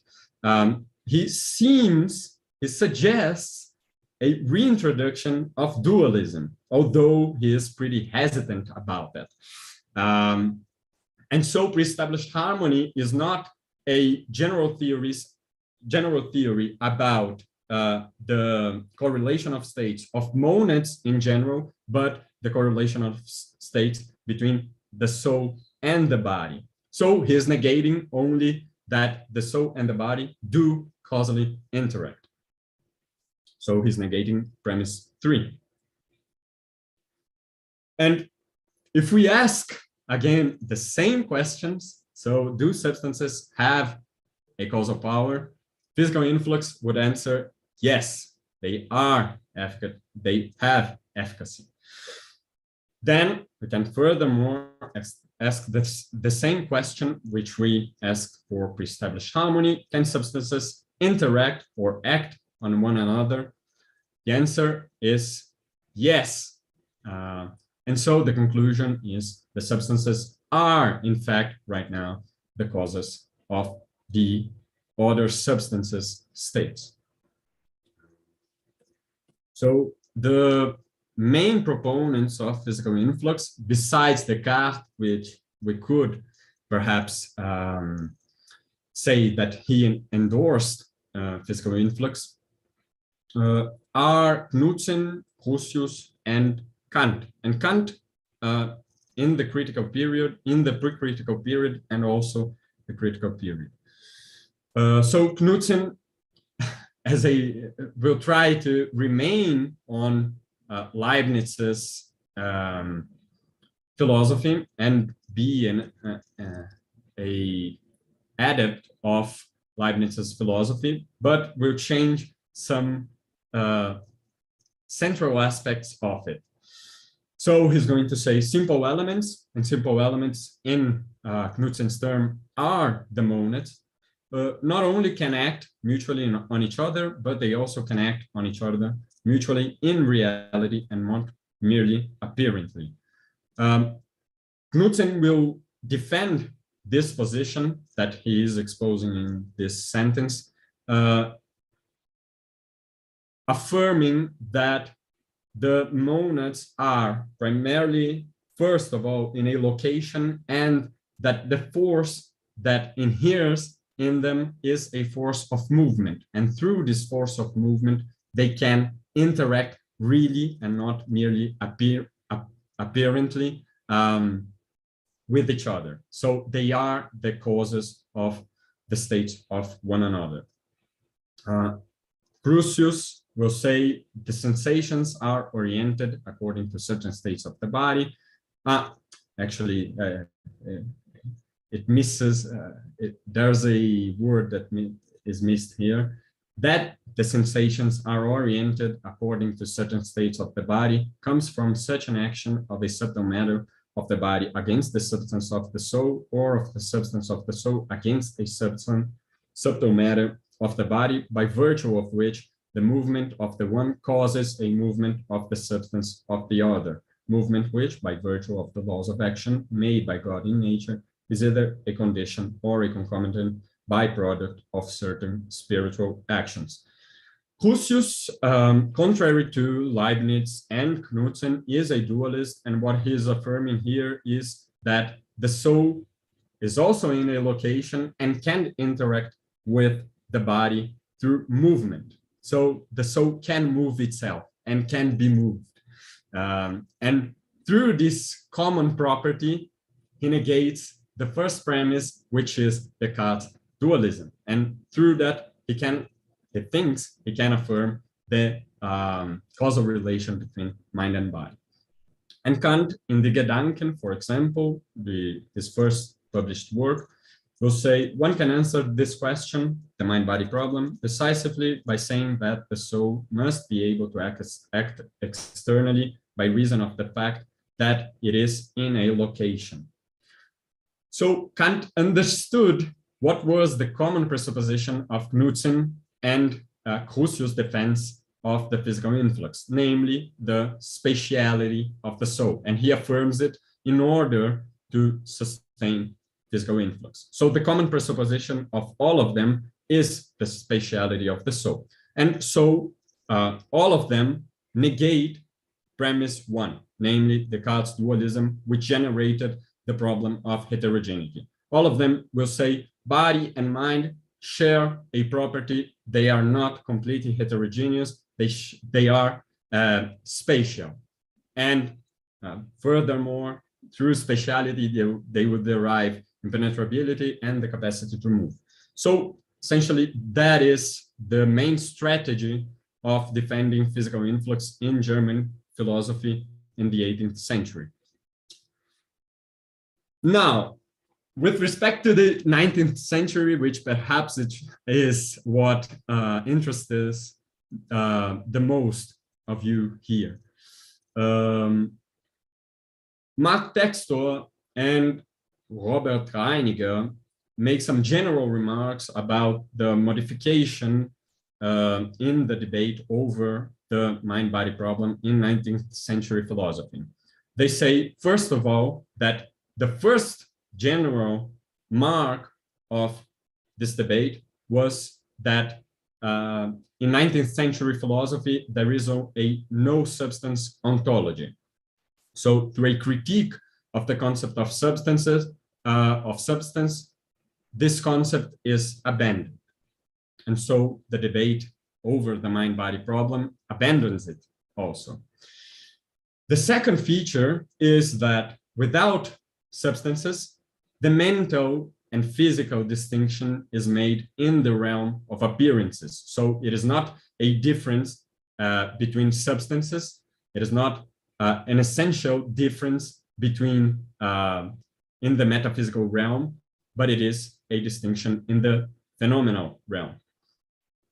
And thirdly, the distinction between mental and physical phenomena can either be real, as for example in Brentano, in which the mental phenomena has a characteristic mark which physical phenomena does not have, namely intentionality or the direction to an object, or practical contextual, as for example in Fechner, Mach, James, and in neutral monism in general. For example, Fechner will say in the first part of the Elements of Psychophysics that one object can be seen from zwei Seiten, from two sides, right?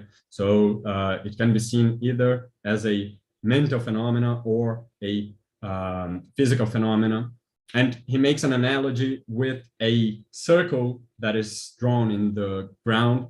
And when you are inside the circle, you can see, you see it as concave. And when you are outside, you see it as convex. But the same object has the two properties, which changes from your point of view of it. So that would be the distinction. Analogously, that would be the distinction between the mental and physical phenomena. So I was not exactly satisfied with just being this general level of Textor and Reiniger. And so I thought, well, let me see what I can find in the primary literature in the 19th century philosophy. And I found actually 3 texts which were pretty general and could offer me an overview of the discussion, which were Rickard's System of Philosophy, Volume 1, Paulsen's Introduction in Philosophy, and Alois Höfler, Psychology. And I thought that Höfler's discussion was the more interesting one because it was more general. But this is pretty sketchy and it is not part of my research, so it's a preliminary work. And I'll, of course, must read all of the text, compare them to have a more solid result. But Höfler's text is pretty interesting. First of all, because he makes a general distinction between causal theories and identity theories. And with causal theories, he is meaning what we called in early modern philosophy, physical influx. So these are the theories which affirm the causal relation between mind and body. But in this context, and I am anticipating myself, there is a distinction between metaphysical theories and phenomenological theories. There are some theories which remain only in the distinction between mental and physical phenomena, and there are theories, according to him, which further report mental and physical phenomena to a metaphysical realm. So here, causal theories mean both of them. What is very interesting about the brief discussion that he makes about causal theories is that he remarks Elizabeth's distinction between the that and the how, the das and the wie. He says one can affirm that the soul interact with its body or the mental interact with the physical in terms of phenomena, but it remains the problem of how can this be. And according to his diagnosis, there are two principal problems with respect to the how. The problem of heterogeneity, when we accept the proportionality of cause and effect, and the violation of the laws of physics, which is actually a critique which Leibniz introduced in the debate. He said to some Cartesians, well, if you accept the interaction, the causal interaction between mind and body, it seems that you violate the laws of conservation of physics, since the mind could introduce, increase or reduce the quantity of movement or force in physics. And so his diagnosis is that these are still problems for causal theories, even with respect to the phenomenological level.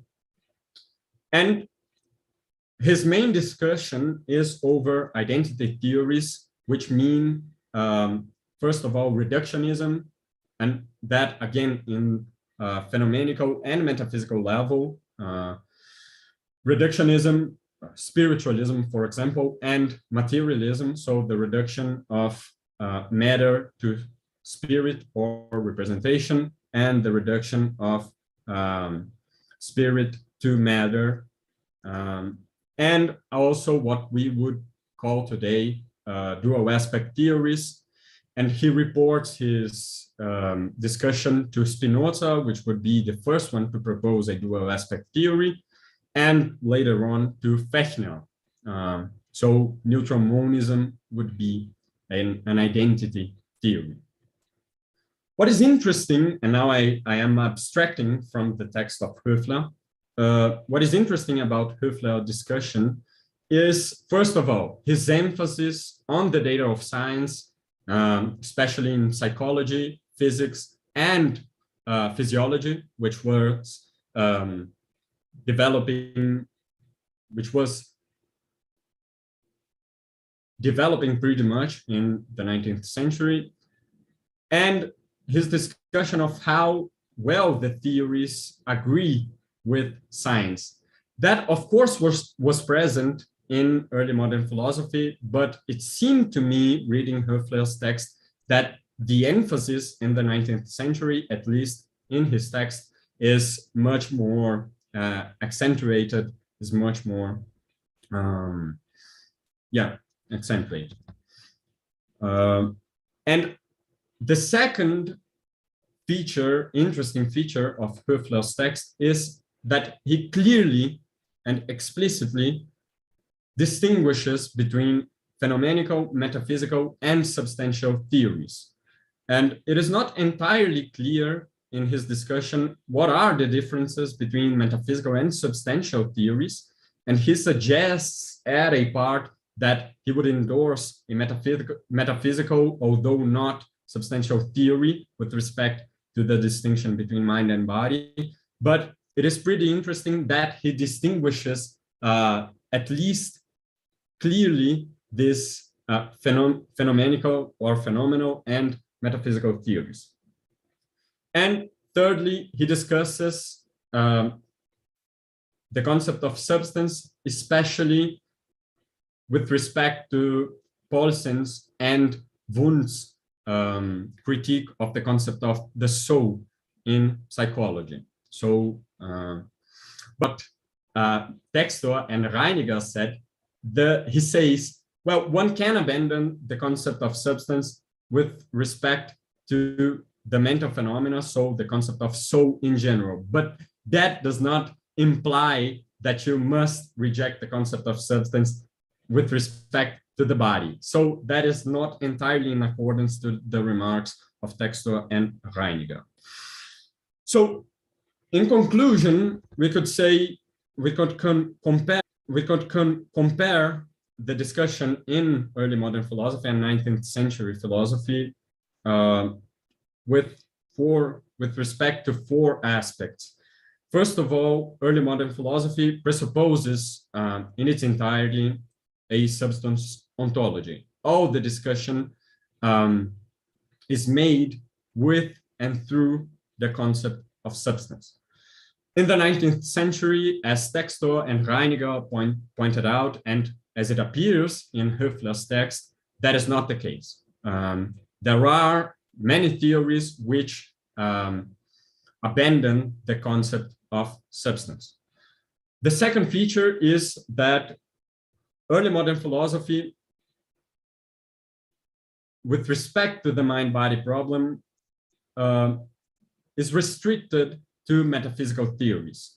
And of course, in virtue of the critique of the concept of substances, there are especially phenomenal theories in the 19th century.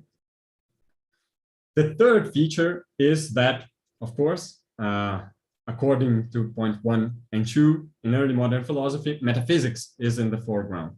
And in 19th century philosophy, it seems that the sciences are in the foreground. And in fourth place, we made a distinction between three canonical answers in early modern philosophy to the mind-body problem. But we could perhaps add, although perhaps we could say it is not a canonical answer, it was not considered as a canonical answer, Spinoza's answer. So the parallelism between the mind and the body. And in the 19th century philosophy, at least in Höfler's text, there are four types of responses to it, general responses. And just to conclude, this is a citation of Höfler's text. In the matter itself, however, we are content to have pointed out how the metaphysical theories of the relation between body and soul, far from having reached any conclusion which would be considered a final one by the appointed representatives of physics, physiology, psychology, and metaphysics, will rather continue for a long time to form a problem which will always give new material to philosophical thought and will truly be worth the sweat of the noble. So his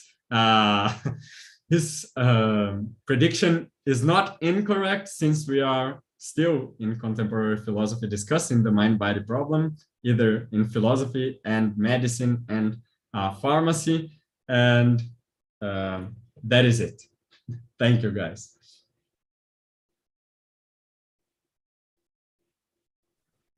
Thank you very much, Bruno, for your presentation. It was really nice. And now I would like to open for questions or comments on Bruno's talk. If anyone can start, now is the time. Laura, yes. No, but Rafael was first. No, it's okay. Okay, I'll go. Well, I have one question in relation to the practical aspect of the problem.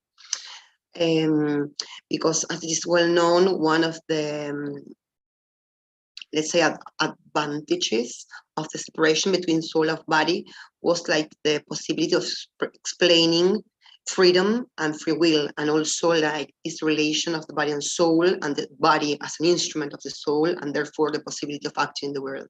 So I wanted to know how this problem, which was like kind of, let's say, easily solved in this way, modernity, in early modernity, was at least taken in this comparison. How would you relate it? In the comparison between early modern philosophy and 19th century philosophy, yeah, that I don't have an answer, because I know my research on 19th century philosophy on the discussion of the mind-body problem is pretty, it is not much, I don't have much, so I can't actually sketch a response, but that is one of my main theses, is that the mind-body problem in Germany in the 18th century is primarily a moral problem, and it has a moral ground. And that is, for example, when you see the discussion between Wolff and Lange, Bude, Walch, and so on, when they are reacting to pre-established harmony, that is very clear. And it is also clear in the discussion of Russius with Wolff. But I don't know how this could impact 19th century philosophy, and if it has some discussion about it, or is it a problem which is discussed only in the levels of sciences and so on. Okay, so sorry. Right now, no, I cannot answer. I understand the point. So great, Laura, great, Bruno. So Rafael, if you please. Thanks for the talk, Bruno. Well, that's a topic I work about, especially in Leibniz. And I would be interested in your position for the no substance ontology. Is it, well, I'm interested in your position, if that is even possible, or is it just a word that has changed, or is it really possible to discuss the mind-body problem without a substance ontology? Yeah, so I think it is possible, and I think the 19th century kind of proves it. So I don't think if we remain in the level of experience, we can perhaps do without the concept of substance and not discuss it in a metaphysical level. And so it opens, of course, a discussion much more in the realm of the sciences and what, for example, psychology and physiology and psychophysics can say about the relation between mental and physical phenomena. And we must perhaps not refer this discussion further to a metaphysical level. So I think it is possible. If you don't think, why don't you think? Well, my position would be that it has only changed kind of the words and not the concept. Later on in 19th century and so on, we talk about forms. In Germany, we talk about the Vollzug, kind of an action. Well, it's the task for us, well, that's my thesis of my PhD thesis, to reconstruct the concept of substance into this modern concepts, just like form or in Germany, Vollzug, or as Heidegger puts it, just sein. Yeah. So this is the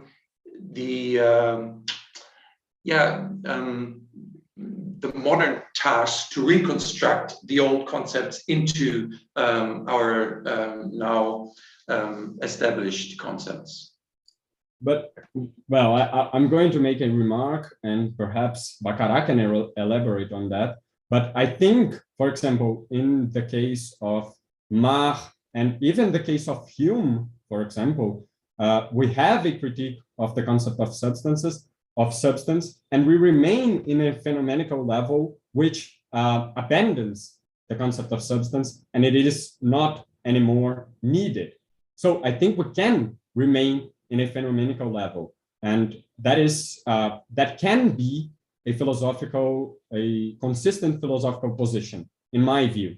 For example, when you adopt a radical empiricist position, that is the case of James, of Mach, of Hume, and so on. And it seems to me that they are not trying to reconstruct some concept of substance of modern, early modern philosophy. It seems to me that they are in fact critiquing and proposing something new with respect to it. Well, yes, sure. They think. Okay, but so you don't think it is possible. Yes, and then I'm showing that they're not doing it. So they just change words. Even in their case, for example, when you negate the Hume of consciousness and so on.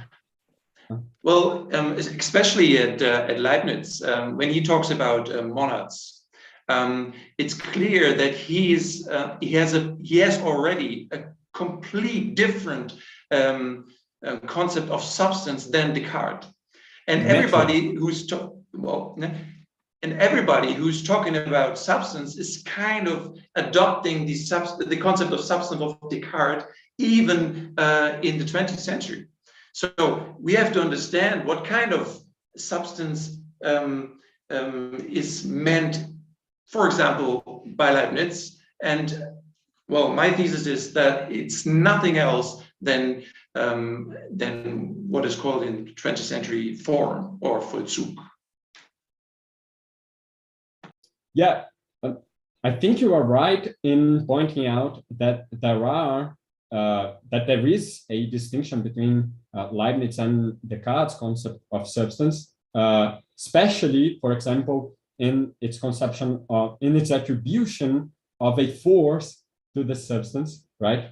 And its development by itself, which will impact Germany, 18th century Germany by a lot. For example, Knudsen, Crucius, even Crucius, which is an anti-Wolffian and anti-Leibnizian, will accept the notion that the substance is characterized by forces, right?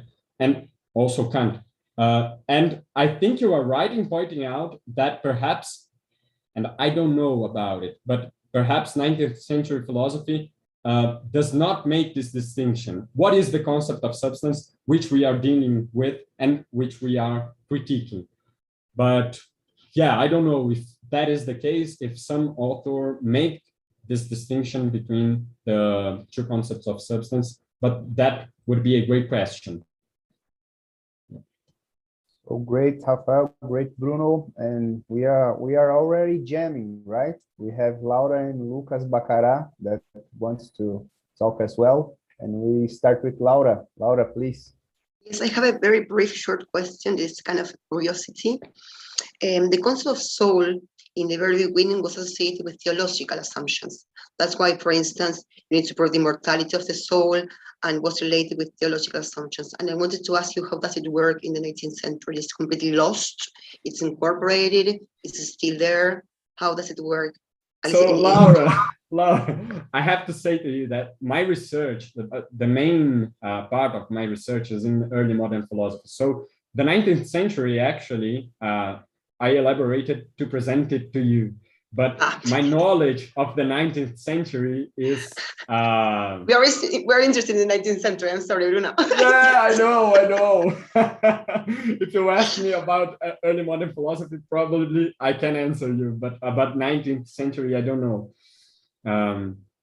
Yeah, what I can say is that in the future, I want to study these aspects which you are touching right now. And for example, it would interest me very much to see, for example, how Lotze has some theological and also moral considerations with respect to the mind-body problem, how he responds to it. But right now, I cannot answer you. I'm sorry. Oh, good. Good that your talk raises questioning and debating. That's great. So, Lucas, your turn.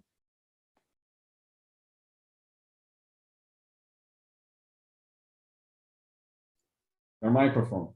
Yeah, my microphone's off. Sorry.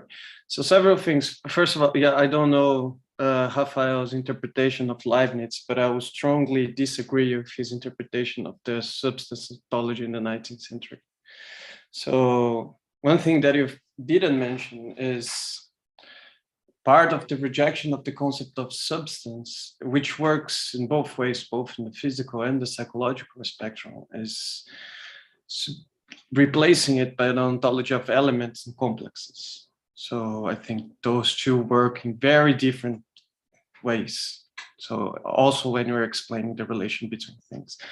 Another thing, when you took Hufler as an example as a reconstruction of the problem, I think one major issue is when you are discussing causal theories of the mind-body problem, one of the major discussions is what does causality actually means in the 19th century. So it's replaced by a functional understanding of it, which makes it totally different. So when Mach is talking about a functional relationship between the mind and body,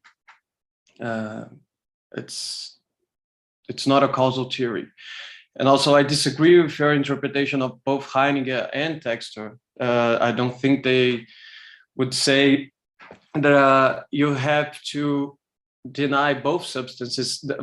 Textor explicitly quotes, for instance, Wundt, which has a middle ground position, because like the major problem is not really the soul and the body, is the subject and the object at this time around. It's completely a different question. And so Wundt denies soul substances in lines with also in the anthropological critique of the animism and things like that. There's also one thing that is very important is the biology that develops at this time, not only physiology. So if you take Avenarius and other writers like those, the major kind of connection between our psychological and physical phenomena is given by an overall framework of natural selection. So all of those things I think that are important. But in the case of Wundt, for instance, you have a kind of a logical subject that relates somehow to an object, but you don't have a substance, like a soul substance in this way. Of course, Wundt is very unclear when he's talking about all of this stuff, but so there is a way. And also the way, I read Hofler's text as well, and I think it does not really grasp neutral monism up to a certain point, calling it a dual aspect theory. So it's weird because the whole point of neutral monism is not showing that those are two sides of the same discussion. Maybe in Fechner it is, but in Mach, which is trying to eliminate the panpsychism of Fechner, it's showing that this is not an originary distinction. It is a pragmatical thing, that you have to have bodies and souls. So, but they deny even the unity of consciousness up to a certain point. That's only a practical thing. So those are just the remarks there. Okay, so first of all, with respect to the first point about the discussion of causality, yeah, that could be the case. But for example, Höfler makes clear that, for example, what you are calling a functional conception of causality would be in the identity theory, which Say go on. No, but there are other counter examples. For instance, Wundt talks about a psychological causality, but it's in a very specific way, which also relates to a new conception of causality that doesn't have this. So, like when you take, for instance, Avenario's critique of causality, he says, and he was a student of Wundt, says that when you think about causality, you already think about it in a time sequence. So you have a first cause, and then a cause, and then an effect. And Wundt is already just denying the temporal aspect of a causality, and it's because part of the discussion is also that of the mind-body problem is denying the scientific dogmatism. So is also rejecting the. But yeah, just something. Höfler's discussion is about causality between mind and body. So it is not the question to discuss how can, for example, mental phenomena cause another mental phenomena or physical phenomena. So that is his discussion. So I don't see what is the problem. Okay, no, yeah, you can say that, but the problem is that you have to distinguish between first order and higher order psychological phenomena, and what does a psychological cause means, and that's a very tricky concept during this time. Okay, but it's fine, yeah. Yeah. But you could say that. Yeah. It is not the discussion over how physical phenomena can cause mental phenomena and vice versa. And with respect to your second remark about the no substance ontology, for example, Höfler, first of all, you said, I disagree with Höfler about the term dual aspect theory. That is my term, actually. His term is identity theory, but for example, Fechner obviously endorses a dual aspect theory when he says an object can be seen from two sides or two points of view. Perhaps that is not the case for Mach, as you said, and perhaps it is not the case for James. I'm not entirely sure, because in his radical empiricism, he says, for example, that a color can be seen as a mental and physical phenomena depending on the causality, the causal chains in which you see it, right? So I'm not sure if it would apply for him. But with respect to which was your other remark, with respect to the no substance ontology. No, I mean the complex and elements thing, and also Dexter's interpretation. Yeah, so Dexter, if I'm not mistaken, but we'll have to see in the text, he says explicitly no substance ontology. And Höfler cites Wundt as a middle ground between both positions. That is okay. But that was something which I saw as some kind of difference between Höfler's discussion and Mark Dexter and Reiniger's remarks, right? Good. We have a nice debate right here. So anyone else would like to make a question, a comment, or ask a question? Now we are open for all the three talks of today. If you want to go back to someone. So Brenda, yes. I'm gonna talk with Laura because I'm still recovering from her talk, because all my reference to Nesta are based on the reconstructive method that presuppose not only the fact of science, but the fact of consciousness. So my question is whether this fact of consciousness is maintained in the synthetic approach, and if so, what would be the role of the pure ego in this context? I don't know if you can help me, Laura. Well, first of all, the answer will be similar that I gave to Lucas. The concept of the ego plays a role if we take the ego in a very abstract sense of the word, completely detached from the normal use of the word. At a certain point, for instance, some commentators claim that the neo-Kantians have a subjectivity without subject.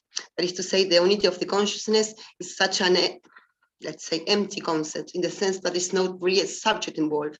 The problem of the ego, as the concrete ego, or the personal ego, or the subjectivity that performs the act of knowledge, is not a problem, because according to neo-Kantians, and Natter agrees with it, the problem of the formation of the presentation is not a logical problem, but the construction of objectivity. So when one talks about the I thing or the ego, one should only be thinking as the idea of the necessary unity of a multiplicity and the legality of the unity of the multiplicity. So even when Natter uses concepts as consciousness, pure ego, and so on, this concept needs to be detached from the, let's say, common use of the word, as if it were a kind of personal subjectivity who performs the act of knowledge. So while there is a fact of consciousness, this fact of consciousness, one maybe could say the fact of the law, and the fact of laws and the need of thinking the articulation of laws. So it's not the ego in the sense of the personal ego. So in this sense, the fact of the I think, for instance, when Natter also reads in Descartes in the unity of the I think this point, but he claims that the unity of I think again needs to be read in the sense of the Kantian perception, which he reads as such a pure, let's say, formal unity. I don't know if the answer is. Yes, it's more a unit of logical that is subjective. Okay, thank you. Yeah, certain kind of unity of the logical realm. For instance, Natter says the unity of the finite beings, he says, is an abbreviatura, this denken. This denken is like, let's say, impersonal unity. It's not like a personal subjectivity. Okay, thank you very much, Laura. Good. And if someone else has a comment to make or question, now's the time. I think I would like to make, yes, no, Laura. No, I please. was like this with some comment to Brenda, because Yes. I don't know your opinion, but just to discuss the problem. I think that in Husserl, we can find something similar to this problem.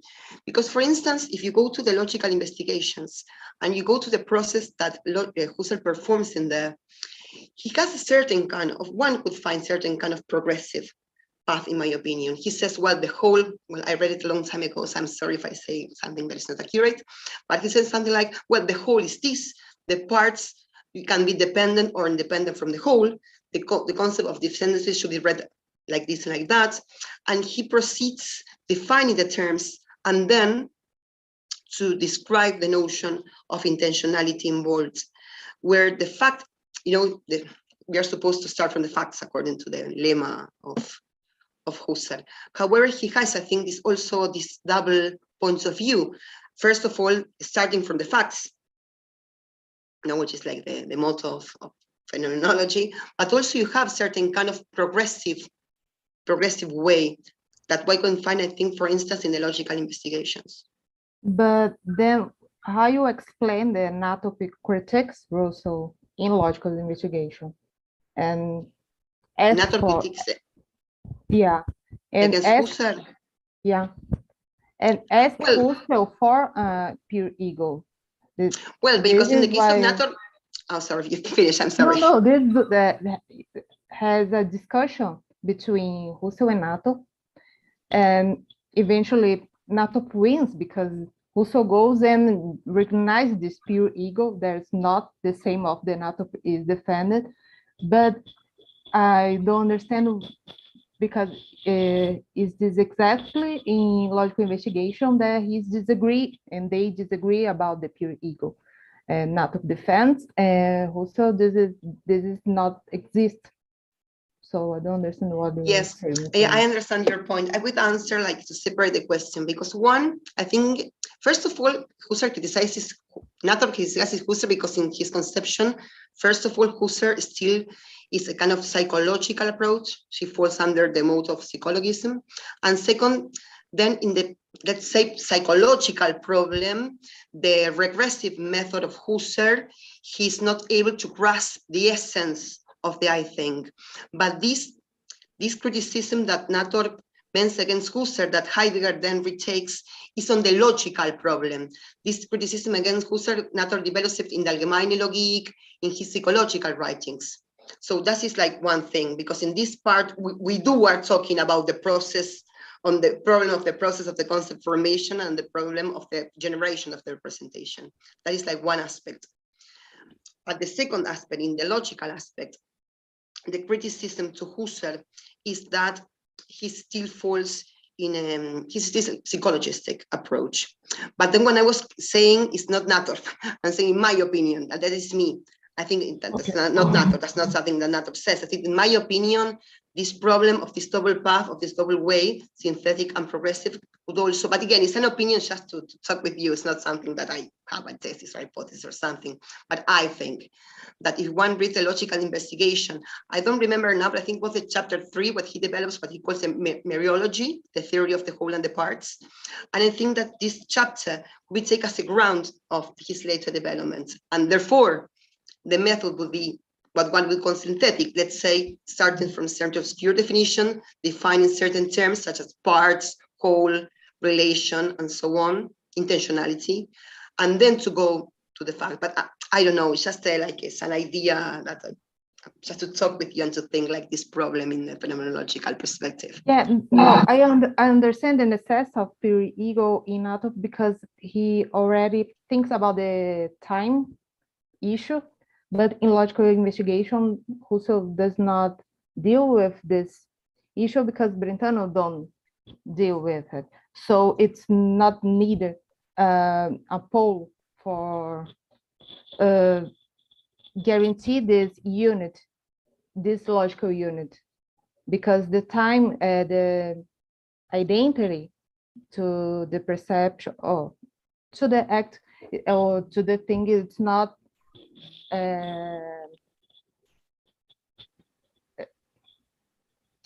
in the time. There's not a need for guarantee this identity at time, and Nator has to deal with, and Husserl not.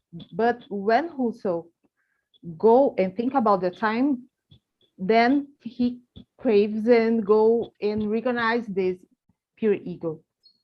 But it's another era of Husserl, like the second Husserl, or with other problems. Okay, and I think I understand, but what I was thinking while you were talking was that if one could then contrast the logical investigation with the lecture, I don't remember the name of the lecture, I never remember the name of this lecture that Heidegger edited at own time. I think the name is Lectures on the Consciousness of Time or something like that, where Husserl develops the temporality of the ego, like this threefold synthesis that the ego performs, that now I don't remember the names. Like would be then a contrast with this pure ego of the logical investigation with completely atemporal, with this temporal ego of the lectures on time. Mm-hmm. No. Logical investigation don't have any time-related discussion because it's not the problem that Husserl deals at the time. It's only after, and then he has to deal with another, with a lot of issues like time and intersubjectivity, and then the pure ego is needed at certain way.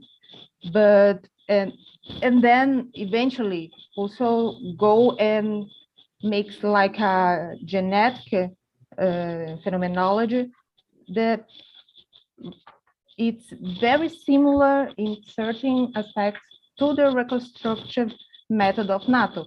So when you take away this from me, it's very confusing, this discussion.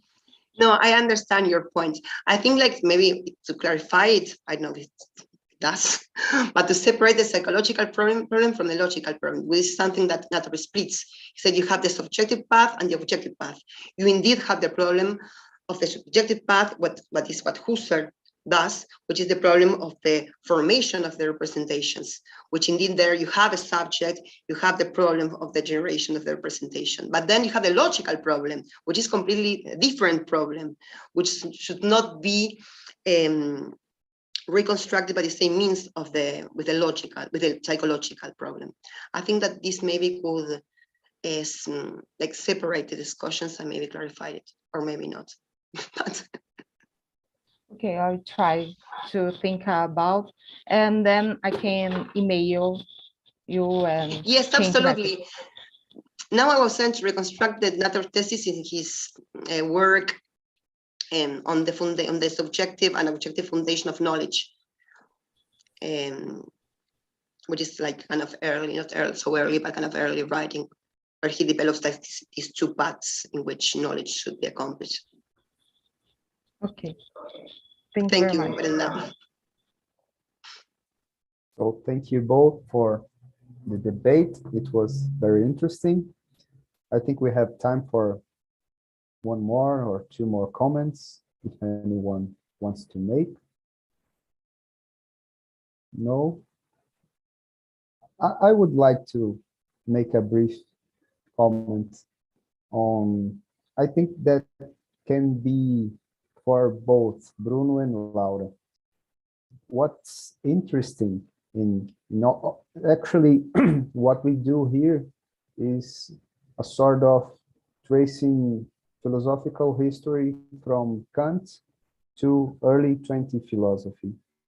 And what is interesting when we, I don't know, when we think in the relations between Nathrop and Kant, for instance, we see very different contexts.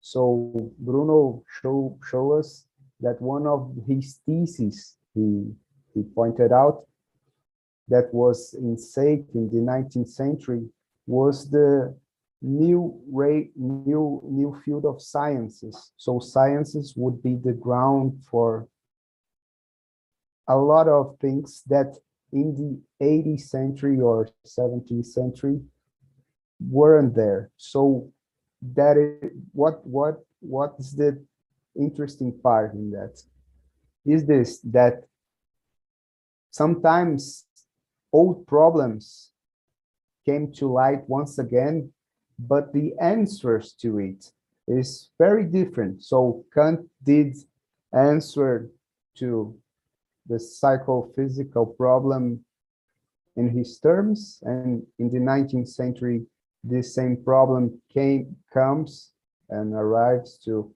other people to think and answer in other ways. And if we think in the neo-Kantians, like Laura explained to us, it's interesting that, for just to give one example of it, in Kant we have the clear distinction between sensibility and understanding, and he wrote his transcendental aesthetics, his transcendental analytics, and so on.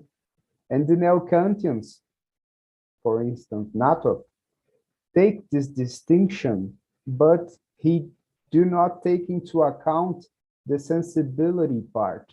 So he always talking about pure thinking and this sort of logical approach, and this make this accent in neo-Kantianism quite different from Kant himself. So what is interesting, I think, and what we are doing is to show those common points between both traditions and to try to put it out the specific ways in which several authors work out same problems, you know. So like Bruno was saying to us, this problem is a sort of an unsolved problem, but it has some great hints in 18th century, 19th century, and 20th century, and so on. And I don't know, I think it's a more general comment. It's not a question for either of you, but I think it's worth the mention to prove once again that what we do has a lot of links, you know, so it is not something thrown at the wings. So every agenda, specific agenda of ourselves touch common points. So that's what is the most interesting part of what we do, I think. So I don't know if anyone else have something to say, some comment, some final words. Now is the time. So just commenting on your remark, that was and is what I'm going to do in the future, perhaps. That is the most interesting thing to me, right? That the mind-body problem remains kind of the same throughout early modern philosophy until the 19th century philosophy, but its form varies, right? So in the 19th century, as physiology, psychology, as Baccarat said, for example, biology developed, there are different accents and different demands to which you must respond to the problem, right? So it is, the 19th century is called the period of the sciences, right? So now you can't just many authors remain in the metaphysical level. You have in the foreground the discussion with these sciences over a problem which is essentially the same that they were discussing in the modern philosophy. And that I find it very interesting, and perhaps we could generalize it for many problems. Yeah, I don't know. No, I totally agree with you. And we talk a lot of a whole bunch of Kant, but also think about in Leibniz. The same thing occurs in this case, because in the 19th century, his reading on logic came into light, and a lot of people take those studies and develop the new logic that touches, for instance, Alfred's theme of logic and themes of mathematics and so on. So there are always this returning to a great mind like Leibniz or Kant or you name it, and rethink and reevaluate and offering new offers of answers. So I think that's beautiful, and that's make kind of justify what we do. Yes, I think that's great. There's a word for you, as a perennial philosophy. Yeah, that's right. Great. So I think now we are getting to the end of our seminar, and particularly I thought it was great. It was great sharing those moments with you guys, and now for the second time, right? And maybe in the third time we can do in presence, right? Maybe here in PUC, São Paulo, for instance. Actually, this I think these last few moments of our seminar could be just a time to remind that in September we have our annual Congress. So I think it's from 12 to 17, right, Bruno? 16. 16. Yeah. We are going to have our 13th Congress on the origins of contemporary philosophy. And our colleagues here, Rafael and Alfred, will be with us in PUC São Paulo, among other students, other professors, scholars. And over there we do basically what we have done here and in the last year, but of course with more students, more professors and so on.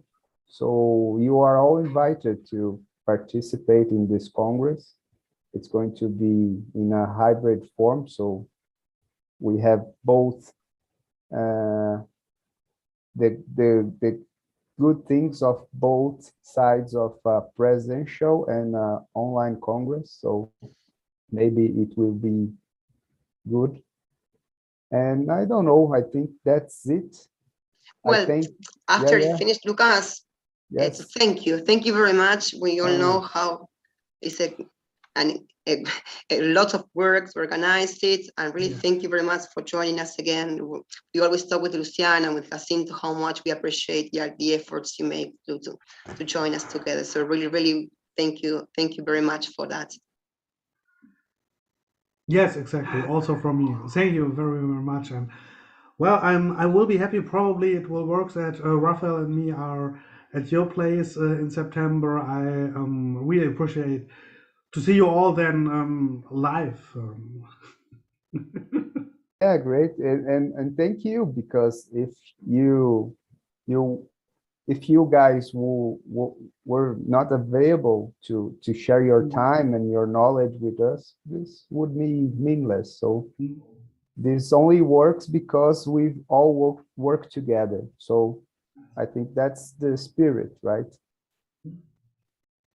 And I think that's it. Thank you all in the YouTube that are following us during these 2 days, and thank you all in the future that are watching us right now. So we are talking the present and for the future as well. So thank you all. I give you hugs from São Paulo and hope to see you soon, right? So that's well done, Lucas. Good too. Thank you. Goodbye, Lucas. Bye for all of you too. Bye. Bye.